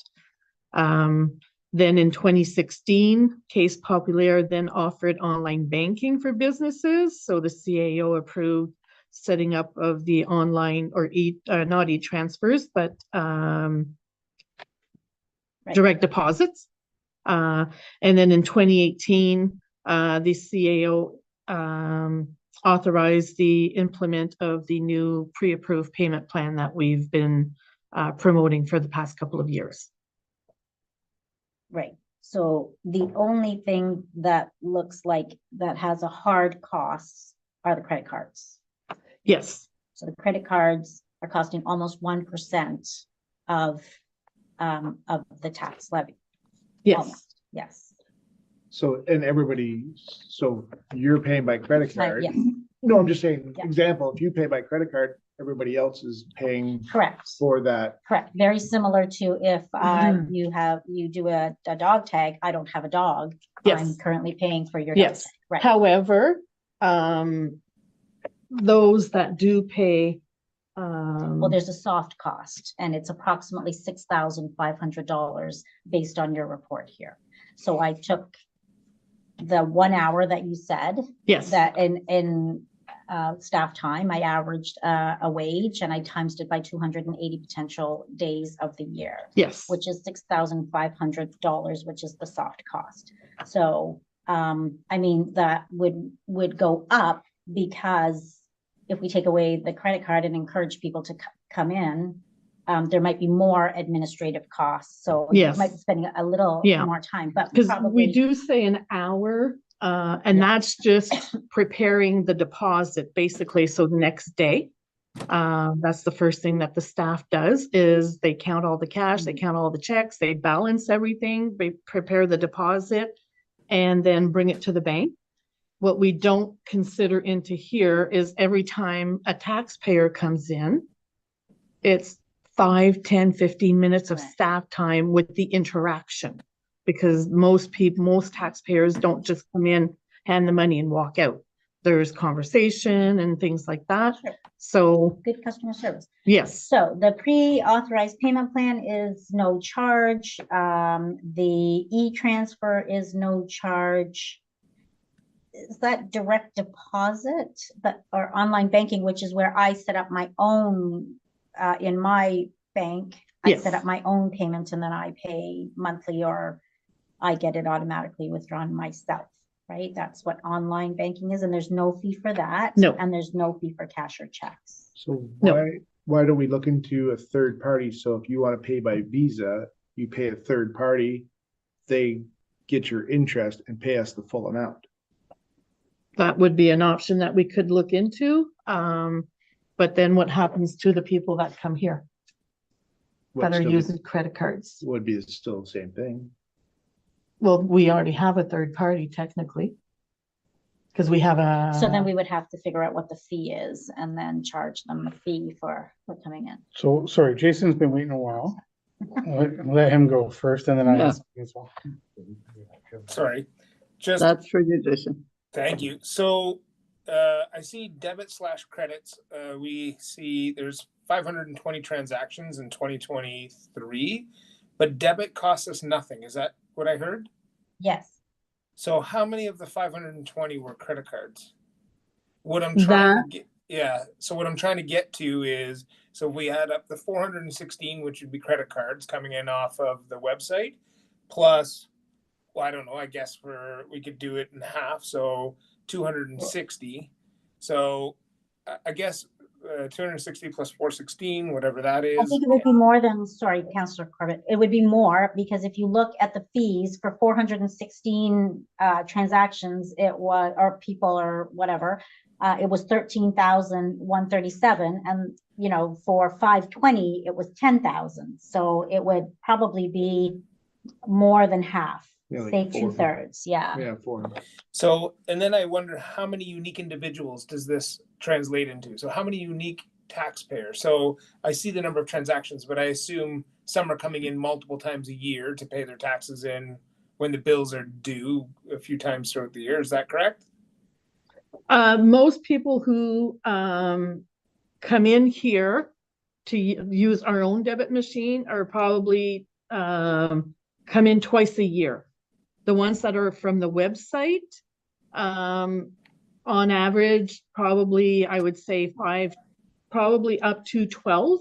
A lot of them is twice a year, but a lot of them, as Councillor Clark, is monthly. So that one through our website is harder to, but the ones that do come in here, we see them more often, so we can say that they're probably 2-time users. As with the website, it could be up to 12 times. So I guess it's not that many. I mean, when we break it down, it's not that many unique individuals, unique taxpayers that are costing nearly 1% of our tax levy every year at $23,000. Is that, am I deducing that properly? Based on the numbers, technically, yes.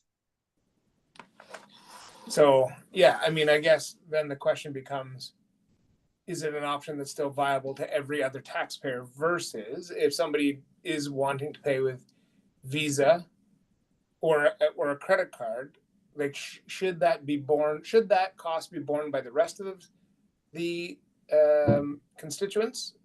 Or is it something that we look to, if that's your payment, if that's your choice of payment method, do we look to actually pass that cost to the person looking to use their credit card? So I haven't formulated an opinion on it yet. I just put it out there as a question, to be honest. So Yeah, I have an opinion. The person using the credit card should bear the cost. If we are being, and I'm one of them, I pay online with my credit card, but why should someone else be paying my fee? And if I want the convenience of this, and I have so many other options that are free, so I should either pay the fee for my convenience or choose one of these free methods.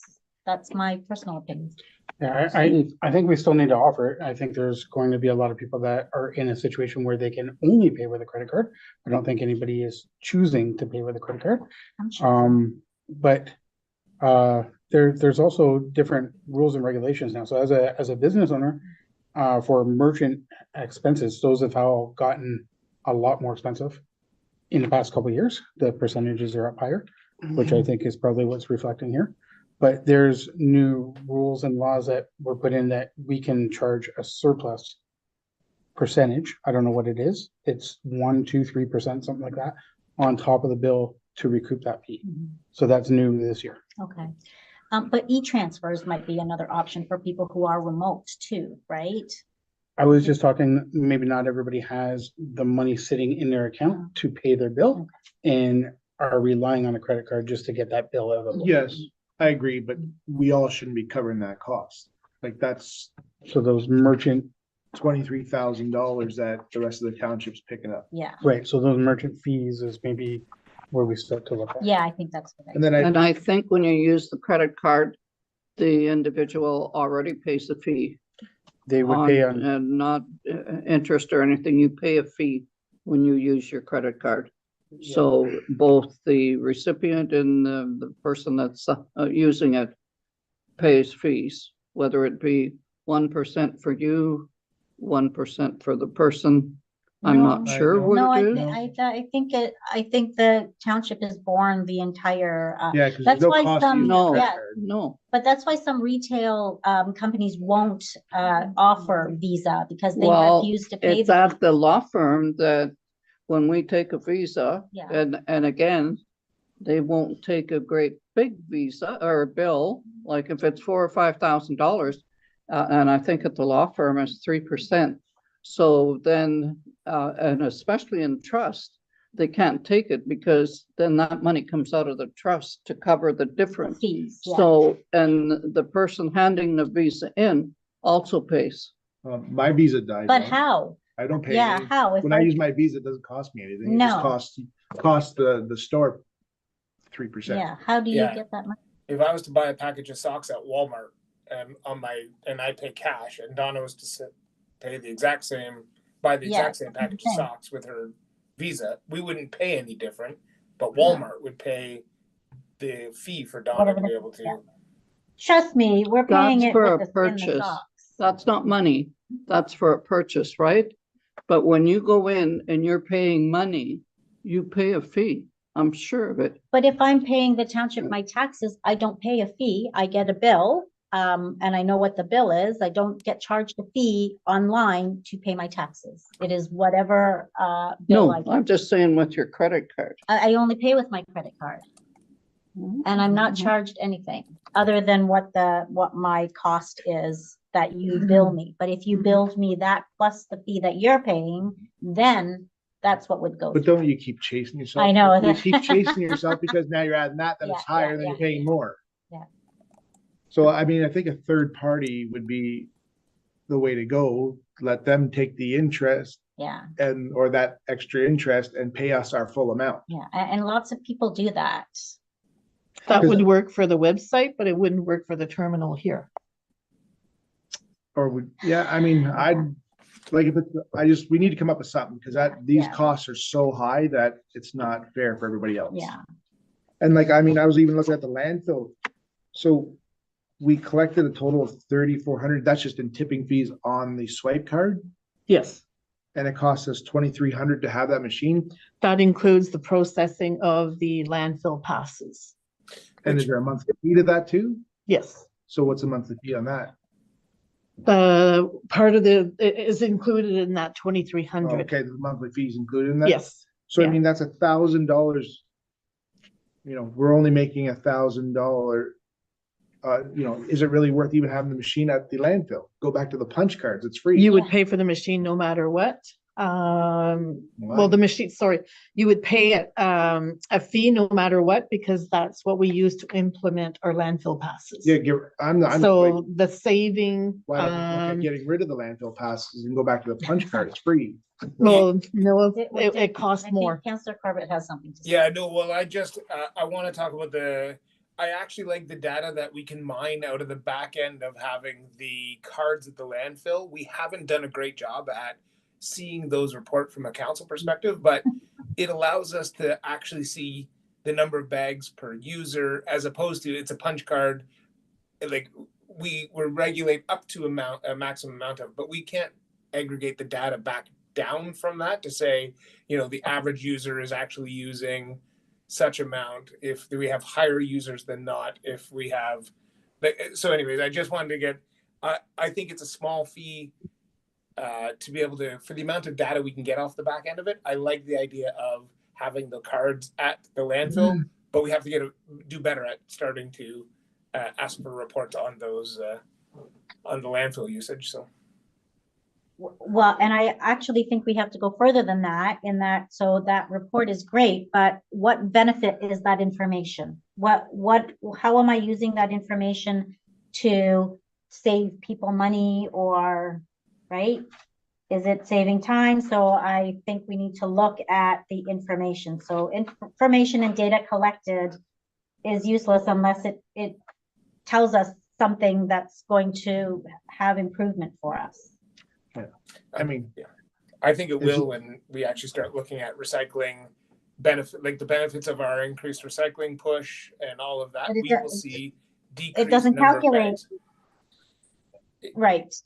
Right. Yeah, So it would be a does, where zero- the punch yeah, cards won't, right? Right. But they can, anyway, we can dive into this later. Yeah. Question. So if you don't take the credit cards, what difference does it make in collecting the arrears?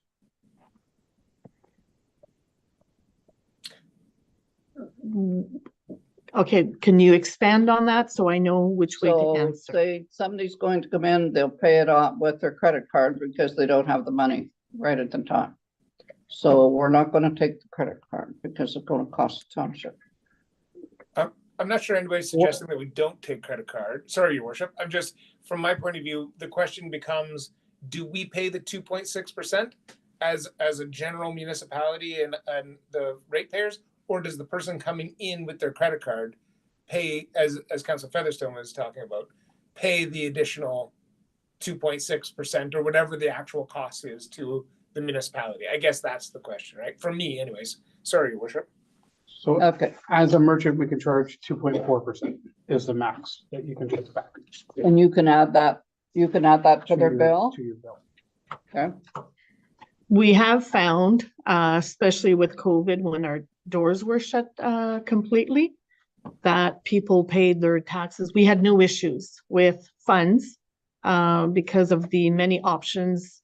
And one of the biggest one was the website. People use the website. Society today, I don't want to say kids, but everybody, younger generation, are looking for points. And that's why the credit card options went up. They wanted points.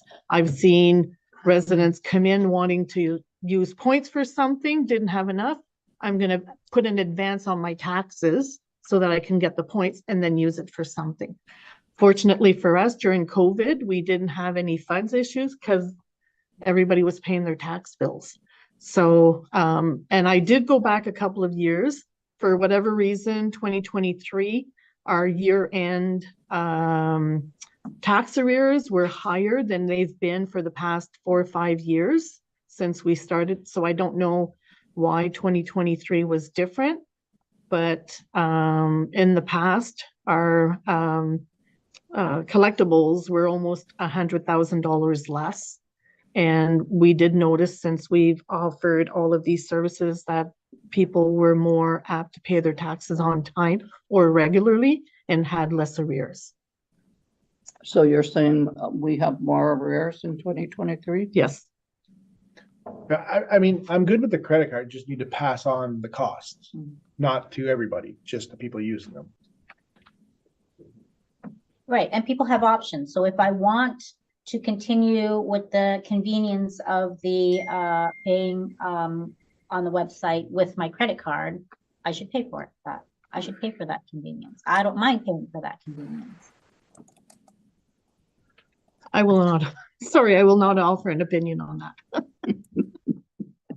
I mean, I'm just worried if we It's a say, big, well, it's a big number. Yeah, it is. It's a almost huge. 1% of the budget. Yeah, But we've operated with a surplus for the past 10 years, Well, every year. So to add I don't want to get myself in trouble here, but if you're operating with a surplus, obviously you don't need user fees or to, But I'm not looking to pay for someone else's taxes. no, I know, but are you going to the same thing where a person comes in here for 10, 15 minutes with That's- cash or a That's the cost check? of business.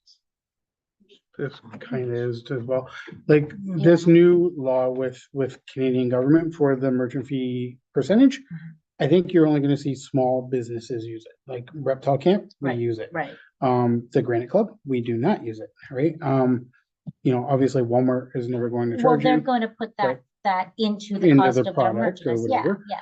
but I think, you know, Give more this is mechanism. really only out there to kind of help small mom and pop businesses that, you know, are, you know, need the credit card Mhm. in order to survive. And what happens when that number starts climbing from 400 to 600 to 800? I mean, the numbers just Yeah. get bigger and bigger and bigger. Like, that's why the recommendation of using the Moneris system, the landfill pass terminals, to see what the difference in those fees would be, how much they would be reduced. And then research an option to Stripe that may have lower user fees than the 2.9% that they charge. So it's Stripe that's charging the fee, not Visa? No, it's Stripe. Okay, so the first thing then is to look for a mechanism or a company that is less. Yes. Okay.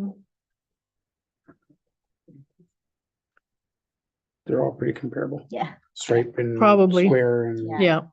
Yeah.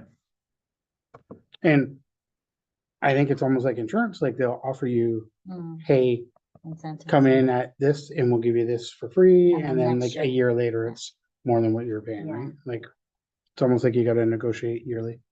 Yes. Yeah, I don't know, we're always looking for a place to cut money and that's Yeah. $26,000 worth.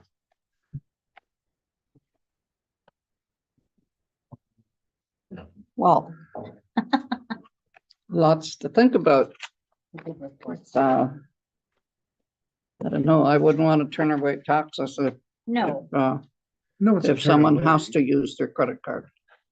That's a possibility, but I guess if you don't have money, you pay more than anybody else anyway, so I don't know what the solution is, but if their taxes was $3,000, 2%, you're saying we would charge in addition to that $3,000, 2.4%? 2.4. 2.4 is what you're legally 2 allowed point, to yeah. upcharge. Yeah, so you'd be paying, say, 3,000, 2%, Another $60. $60, yeah.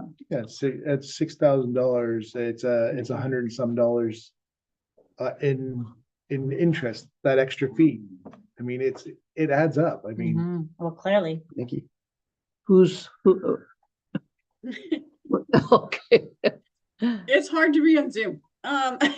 So in parts of the conversation, so if somebody doesn't have enough money when it comes out, if they don't have enough funds, but that's why we have the pre-authorized payment. That makes it affordable. It's broken into 11 or 12 payments throughout the whole year.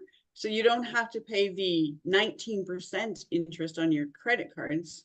You can go through a pre-authorized payment plan through the municipality, and then that doesn't cost any interest at all for the ratepayers. So paying by your credit card to make it affordable, there's other alternatives to do that so that it doesn't even cost them, but they can just do monthly payments. So I don't know that it's necessarily credit cards are for arrears, because we have really good options in the other payments that are available to our ratepayers. And then, but yes, there is a fee. And we've just gone through the user fee bylaws. We've just, we're still going through some of them and I just did the budget where it was like, our revenues are not keeping up with our expenses. So we're putting more on the taxpayers, on the taxes, because we're not getting the revenue from the province. We're not getting revenue from the user fees. And that's why we've had to increase them so that we can make sure that the person who's using the service is paying for the service. So I think that's still a really good concept that we have to to keep in mind, and from the conversations going on, I can see that that is. But I did want to point out that I don't think that this is an arrears problem for credit cards. And if it is, I would really like those ratepayers to come in and talk to us because we can save them money. Okay. I think we should leave it with our deputy clerk to investigate further and see what you can come back to us. Okay, but I think we have to accept your report here. Moved by Councillor Clark, seconded by Councillor Featherstone, that council accepts the report on fees for payment options, and further that council directs the staff to conduct a trial period from July to December to determine if there are cost savings on debit services in the township office. All in favor? Carried.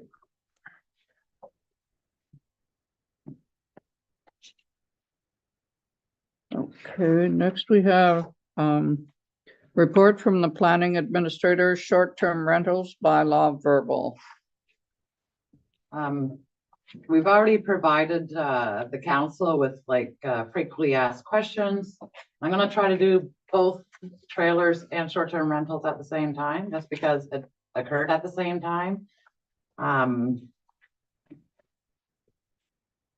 Through the process of the election, there was said, the electorate had said to the council people that were running that they would like to see something done with short-term rentals and with trailers. On April the 9th, 2023, we conducted an open house for the official plan where the public was able to come in and speak to the official plan and what they would like to see change or be addressed, whether it be negative or positive about short-term rentals as well as trailers on vacant lands. On March 7th, 2024, we had a town hall meeting and staff was directed to speak to short-term rentals as well as trailers, the finances of the township, and we discussed that to the public at that time. March 7th to the 18th, we had a community survey for short-term rentals and trailers on vacant land. The surveys were collected through the town hall meeting, through the mail drop-off, as well as the internet, or the website, sorry. April the 9th, a staff report was presented to the council regarding short-term rentals and recreational vehicles that highlighted all these survey results, as well as the options for incorporating a bylaw for the council. On May the 2nd, there was a corporate services meeting. Previous to that, each committee meeting of corporate services was given 3 bylaws to review, and the committee directed staff as to what they would like to see within the short-term rental bylaw as well as the trailer bylaw. Using the key points from that meeting, a short-term rental draft bylaw as well as a trailer draft bylaw that is being presented to council tonight was made by using the notes and suggestions from the corporate services committee to envelop into the bylaws. And here we are to discuss the short-term rental draft bylaw as well as the trailers on vacant land bylaw. Good. Okay, I tried to hurry it and condense it a bit. Okay, so I have 2 motions. Moved by Councillor McGuinness, second by Councillor Featherstone, that council accepts the verbal report presented by the planning administrator on the short-term rental bylaw. All in favor? And then we have the report from the planning administrator, trailers and recreational vehicle bylaw, moved by Councillor Clark, seconded by Councillor McGuinness, that council accepts the verbal report presented by the planning administrator on the trailers, recreational vehicles bylaw. All in favor? Carry.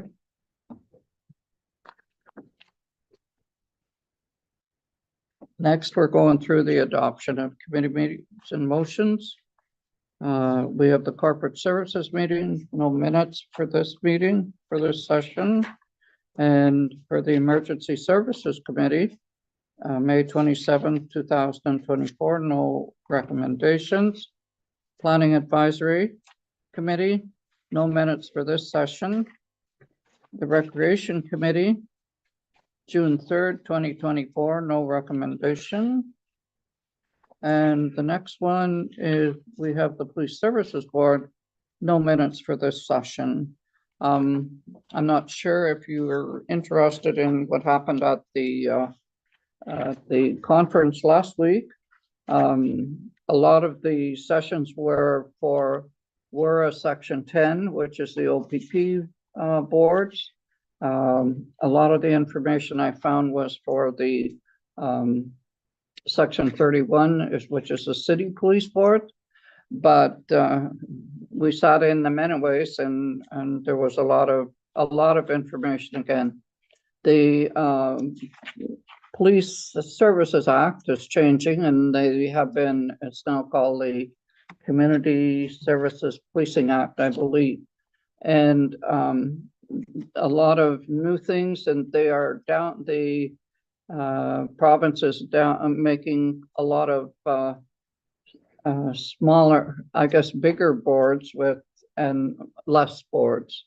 And when I was the chair of when I was the secretary for the Zone 1A Northeastern section, there were 32 municipalities just in that zone.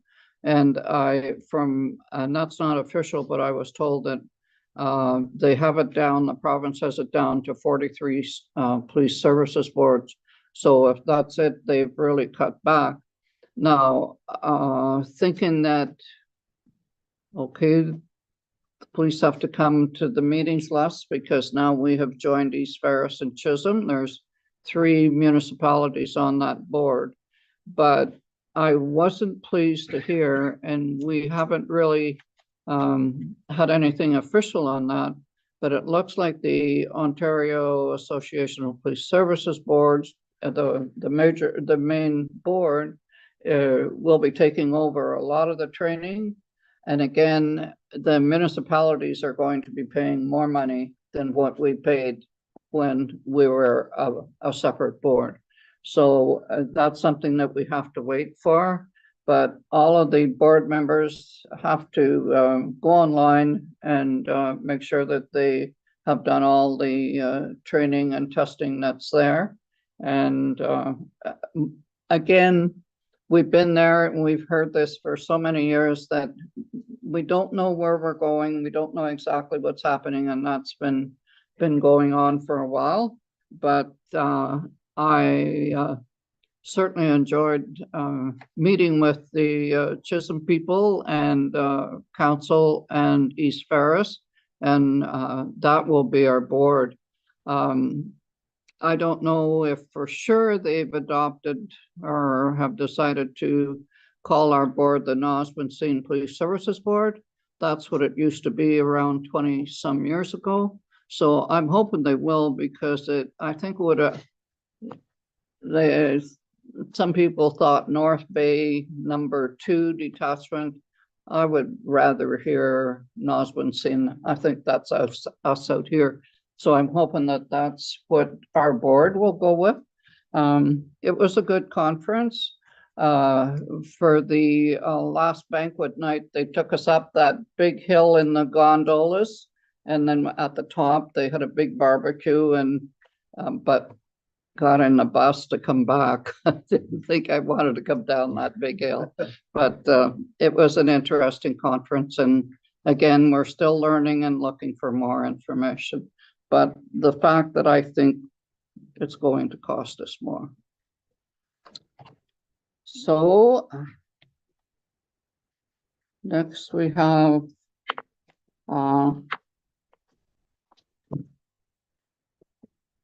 resolution to adopt a bylaw 2024-39.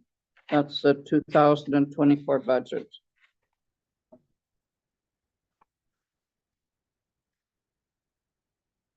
Moved by Councillor Featherstone, second by Councillor McGuinness, that the Council for the Township of Bonnfield hereby adopts bylaw 2024-39, being a bylaw to adopt the 2024 operating budget, including estimates of all sums required for the purposes of the municipality during the year 2024 and to establish the tax rate to be levied as presented and is considered read 3 times and passed this 11th day of June 2024. All in favor? Carried.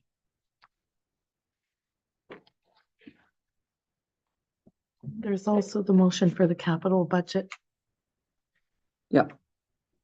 We'll click the moment.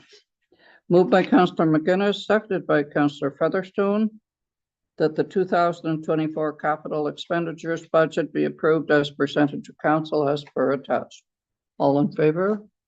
Carried. Next, we have the first and second reading of the of bylaw number 2024-27 is the open air burning bylaw.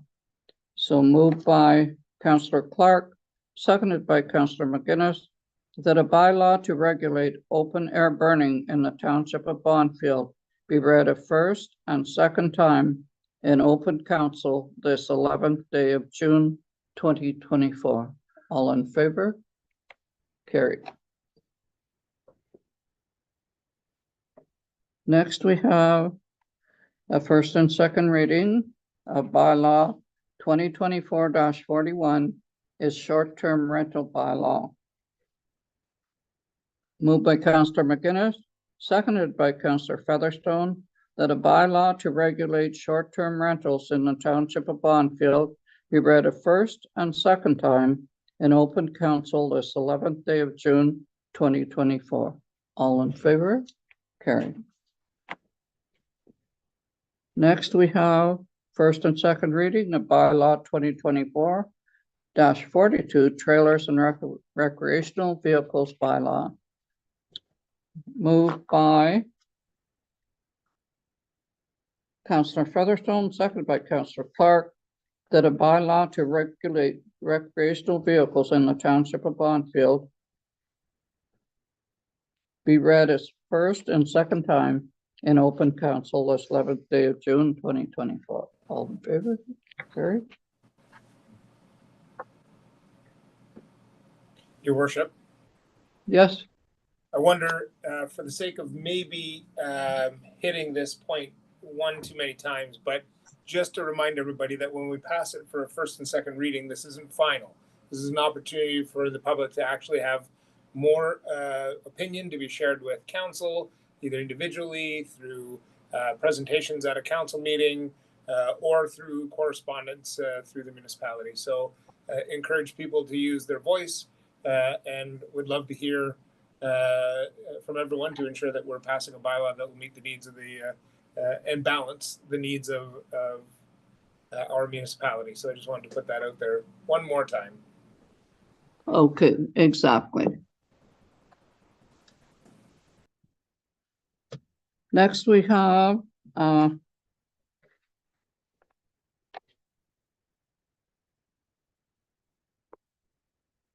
resolution to adopt the bylaw 2024-43, the zoning amendment. Humphreys. I'll read the motion. Moved by Councillor Featherstone, seconded by Councillor Clark. Whereas council deems it necessary and expedient to pass 3 readings of the following bylaw at this session, be it hereby resolved that a bylaw for the purpose of amending bylaw 2012-49, being a bylaw to regulate the use of land and the character, location, and use of buildings and structures in the township of Bonnfield under the authority of Section 34 of the Planning Act, RSO 1990, Chapter P. 13, Schedule A to Bylaw 2012-49 is amended by changing the zone symbol on the lands. Designated zone change from rural to special zone number 56 SZ 56 on the attached schedule to special zone number 56. Be read a first, second, and third time, passed in number 2024-43, and that the said bylaw be signed by the mayor and clerk, sealed with the seal of the corporation, and be engrossed in the bylaw book. All in favor? Oh, question, your worship, sorry. Oh, I gotta put my glasses on to see it. Sorry, your worship. So I just want to kind of loop back on some of the conversation we had, because I think what we are trying to flesh out is a way to support Mr. Humphries through this without actually changing the zoning to special zoning and or going against what, quite frankly, is our current zoning regulations. So did I hear that staff could potentially look at options to support Mr. Humphries to ensure that it's not costing him out of pocket to have this reverted back to the original zoning, so that, and I believe I heard Mr. Humphries say that that would be acceptable as well, so that we are trying to clean up what looks like it was some potentially bad advice to Mr. Humphries that's got him into this predicament now. That maybe how we could step up to the table is to look at absorbing those costs because of the challenge from our past as a municipality. Did I hear that as an option? Any question from, Well, he's asking a question though. no, I'm asking what Jason has said. Is that, do you have any question or do you agree with it, or do the staff? I agree with what Jason's saying. I mean, I want to see it happen, but I can't go against the zoning. So can we defer and go back and promise not to take it, like it'll be tomorrow or by the end of this week, have a solution for you that would be, I think, amenable. Or look for the solution. Yeah, if it's there. So I know, I'm sorry that. Well, the it's- solution is here right now. And Councillor McGinnis, you're worried about all these other people that come. Well, how many others do you think would come? Like 1, 2, 3? We've already got one on the plate right Okay, now. well, I have documented, it's not a hearsay that, oh, you promised me this. How many are gonna be documented things? 1 or 2 then? It's like, it's not gonna be a 50 people right. coming in here. So I think the one So of the it can be done right now. other option could be that, like, we call this the special Humphreys zoning, and that it only applies to you and that it's not repeated because there are special circumstances here. So we would rewrite this in that, you know, we can pass the special, but it, like, this is an exception and it is absolutely extreme. So that is another option. Okay, well, just back to that first, covering the cost, like, so you would know at the end of this week. Yeah, Okay, let's say it's, you're not gonna cover the cost. So is it another month, another meeting again? no, Meeting's in 2 weeks. pardon? Another meeting would be in 2 weeks. No, but I don't think that's acceptable. No. So I think that we need to have a concrete solution that is in favor of Mr. Humphreys by Friday. Well, we would, I mean, then that would be at the call of the chair. I mean, it's the mayor gets to determine whether we're gonna have a special meeting to deal with this. I have no problem with a special meeting to gather the information that's needed, to have a special meeting very publicly, to be able to address this once again, to see if the solution can be brought forward that can be amenable to Mr. Humphries without being in contravention to the zoning bylaw. I just think that there's a couple of answers that we need before making the best approach that will support Mr. Humphries here. Mr. Humphries, I hope what you see from the council is we're trying to support you getting this done. And in fact, I see that, but there's a mechanism right now that would support it. yeah, the challenge, and it's not that mechanism is completely off the table. I think what we're trying to do is explore an option of what that looks like to change it back before we make a decision to go against what our current zoning bylaw is. Okay, Yeah. so how be we defer it? And I call a meeting for tomorrow night. This will give the staff time tomorrow, no? Our CAO is not back till Thursday, so she wouldn't have time to look into this. And I think she wants to say something. If I may, your worship, Sure. I do think that we need to reach out to our planner and to our legal, for sure, our legal, just to make sure that what is being proposed can be done and what those proposed costs might be, so that everybody can have a very full picture on that. But I'm not back till Thursday, and the lawyer may not respond. I'll send an email right after this meeting to ask questions, but he may not respond by Friday. So this may have to be a next week meeting, just to set realistic expectations, because we'll be waiting on answers from third parties. Okay. So we set a meeting for Monday. You Will he can, be and back Monday? I think if at the this point, lawyer we responds by have to then, call yes. it a right? Okay, Because if let's, Nikki gets the information she needs, then we can call a meeting. after all that. right. It'll be at the call of the chair, and we'll give you, and we should have an answer by Monday. Okay? That gives the lawyer time enough. Wednesday, Thursday, Friday, and if in the event that he can come sooner with that you can come sooner with the response, then we have to call it the chair. I could call it for Friday. Is that acceptable? I'm good with it. You're good? That's good, Mr. Humphries? Yep. Okay. So we're going to defer this then. All right. All in Okay, call favor? the vote. Oh, yes, all in favor. We've discussed it so much. All right, so the next one, we have a motion. And this is Phenom, keeping energy costs down. So this is what support asked for by Phenom. Moved by Councillor Featherstone, second by Councillor McGuinness, that the Council for the Township of Bonfield supports the letter received from Phenom regarding Enbridge Gas Inc.'s rate rebasing application, and further that a letter signed by the mayor be sent to the Ontario Energy Board, and further that a copy of this letter be sent to Premier Doug Ford, Minister of Energy Todd Smith, AMO President Colin Best, Good Roads, MPP Vic Fideli, and Enbridge Gas. All in favor? Carried. Next, we have a letter, and that was from Nipissing. Accepting donations for the fire hall. Okay. Moved by Councillor Clark, seconded by Councillor McGuinness, that the Council for the Township of Bonfield gracefully accepts the donation of SDBAS from the Township of Nipissing on an as-is whereas basis, and that a letter be sent thanking them for their donation. All in favor? Carried.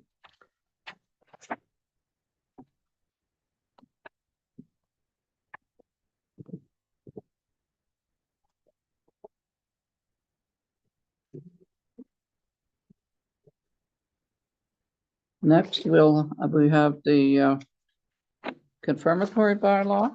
This correspondence, sorry, your worship. Oh, yes, sorry. Moved by Councillor McGuinness, second by Councillor Featherstone. Oh, this is the correspondence with the tournament. The council receives this correspondence circulated with the agenda of June the 11th, 2024. And we just have to accept Just accept the correspondence. Okay. No need to do anything. All in favor? Carried.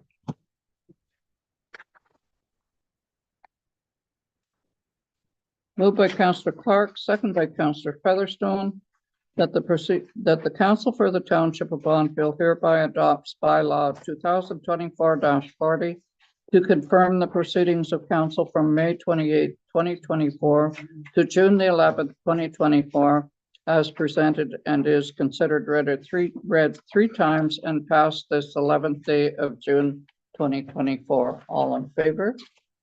Thank you. Yeah, what time is it? It is 9:32. 9:32. 32. Before I close the meeting, I would like to thank everybody that's here tonight, and we've had a hard evening and a lot of decisions to make. Passing our budget. Again, all of the bylaws, the budget, it will be online for people to review. Again, as Councillor Corbett said, to make sure that you look at those bylaws at the first and second reading. Make sure you look at them, and if you have any questions, if you want to speak to staff or speak to council, don't hesitate to call us and let's talk about it. And Mr. Humphries, we'll see where we're going and where we get at in the next few days. And thank you. Thank you for sitting all night. So moved by Councillor Featherstone, second by Councillor Clark, that this meeting be adjourned at 9:38. All in favor? Carried. Thank you. Good night, everyone. Good night.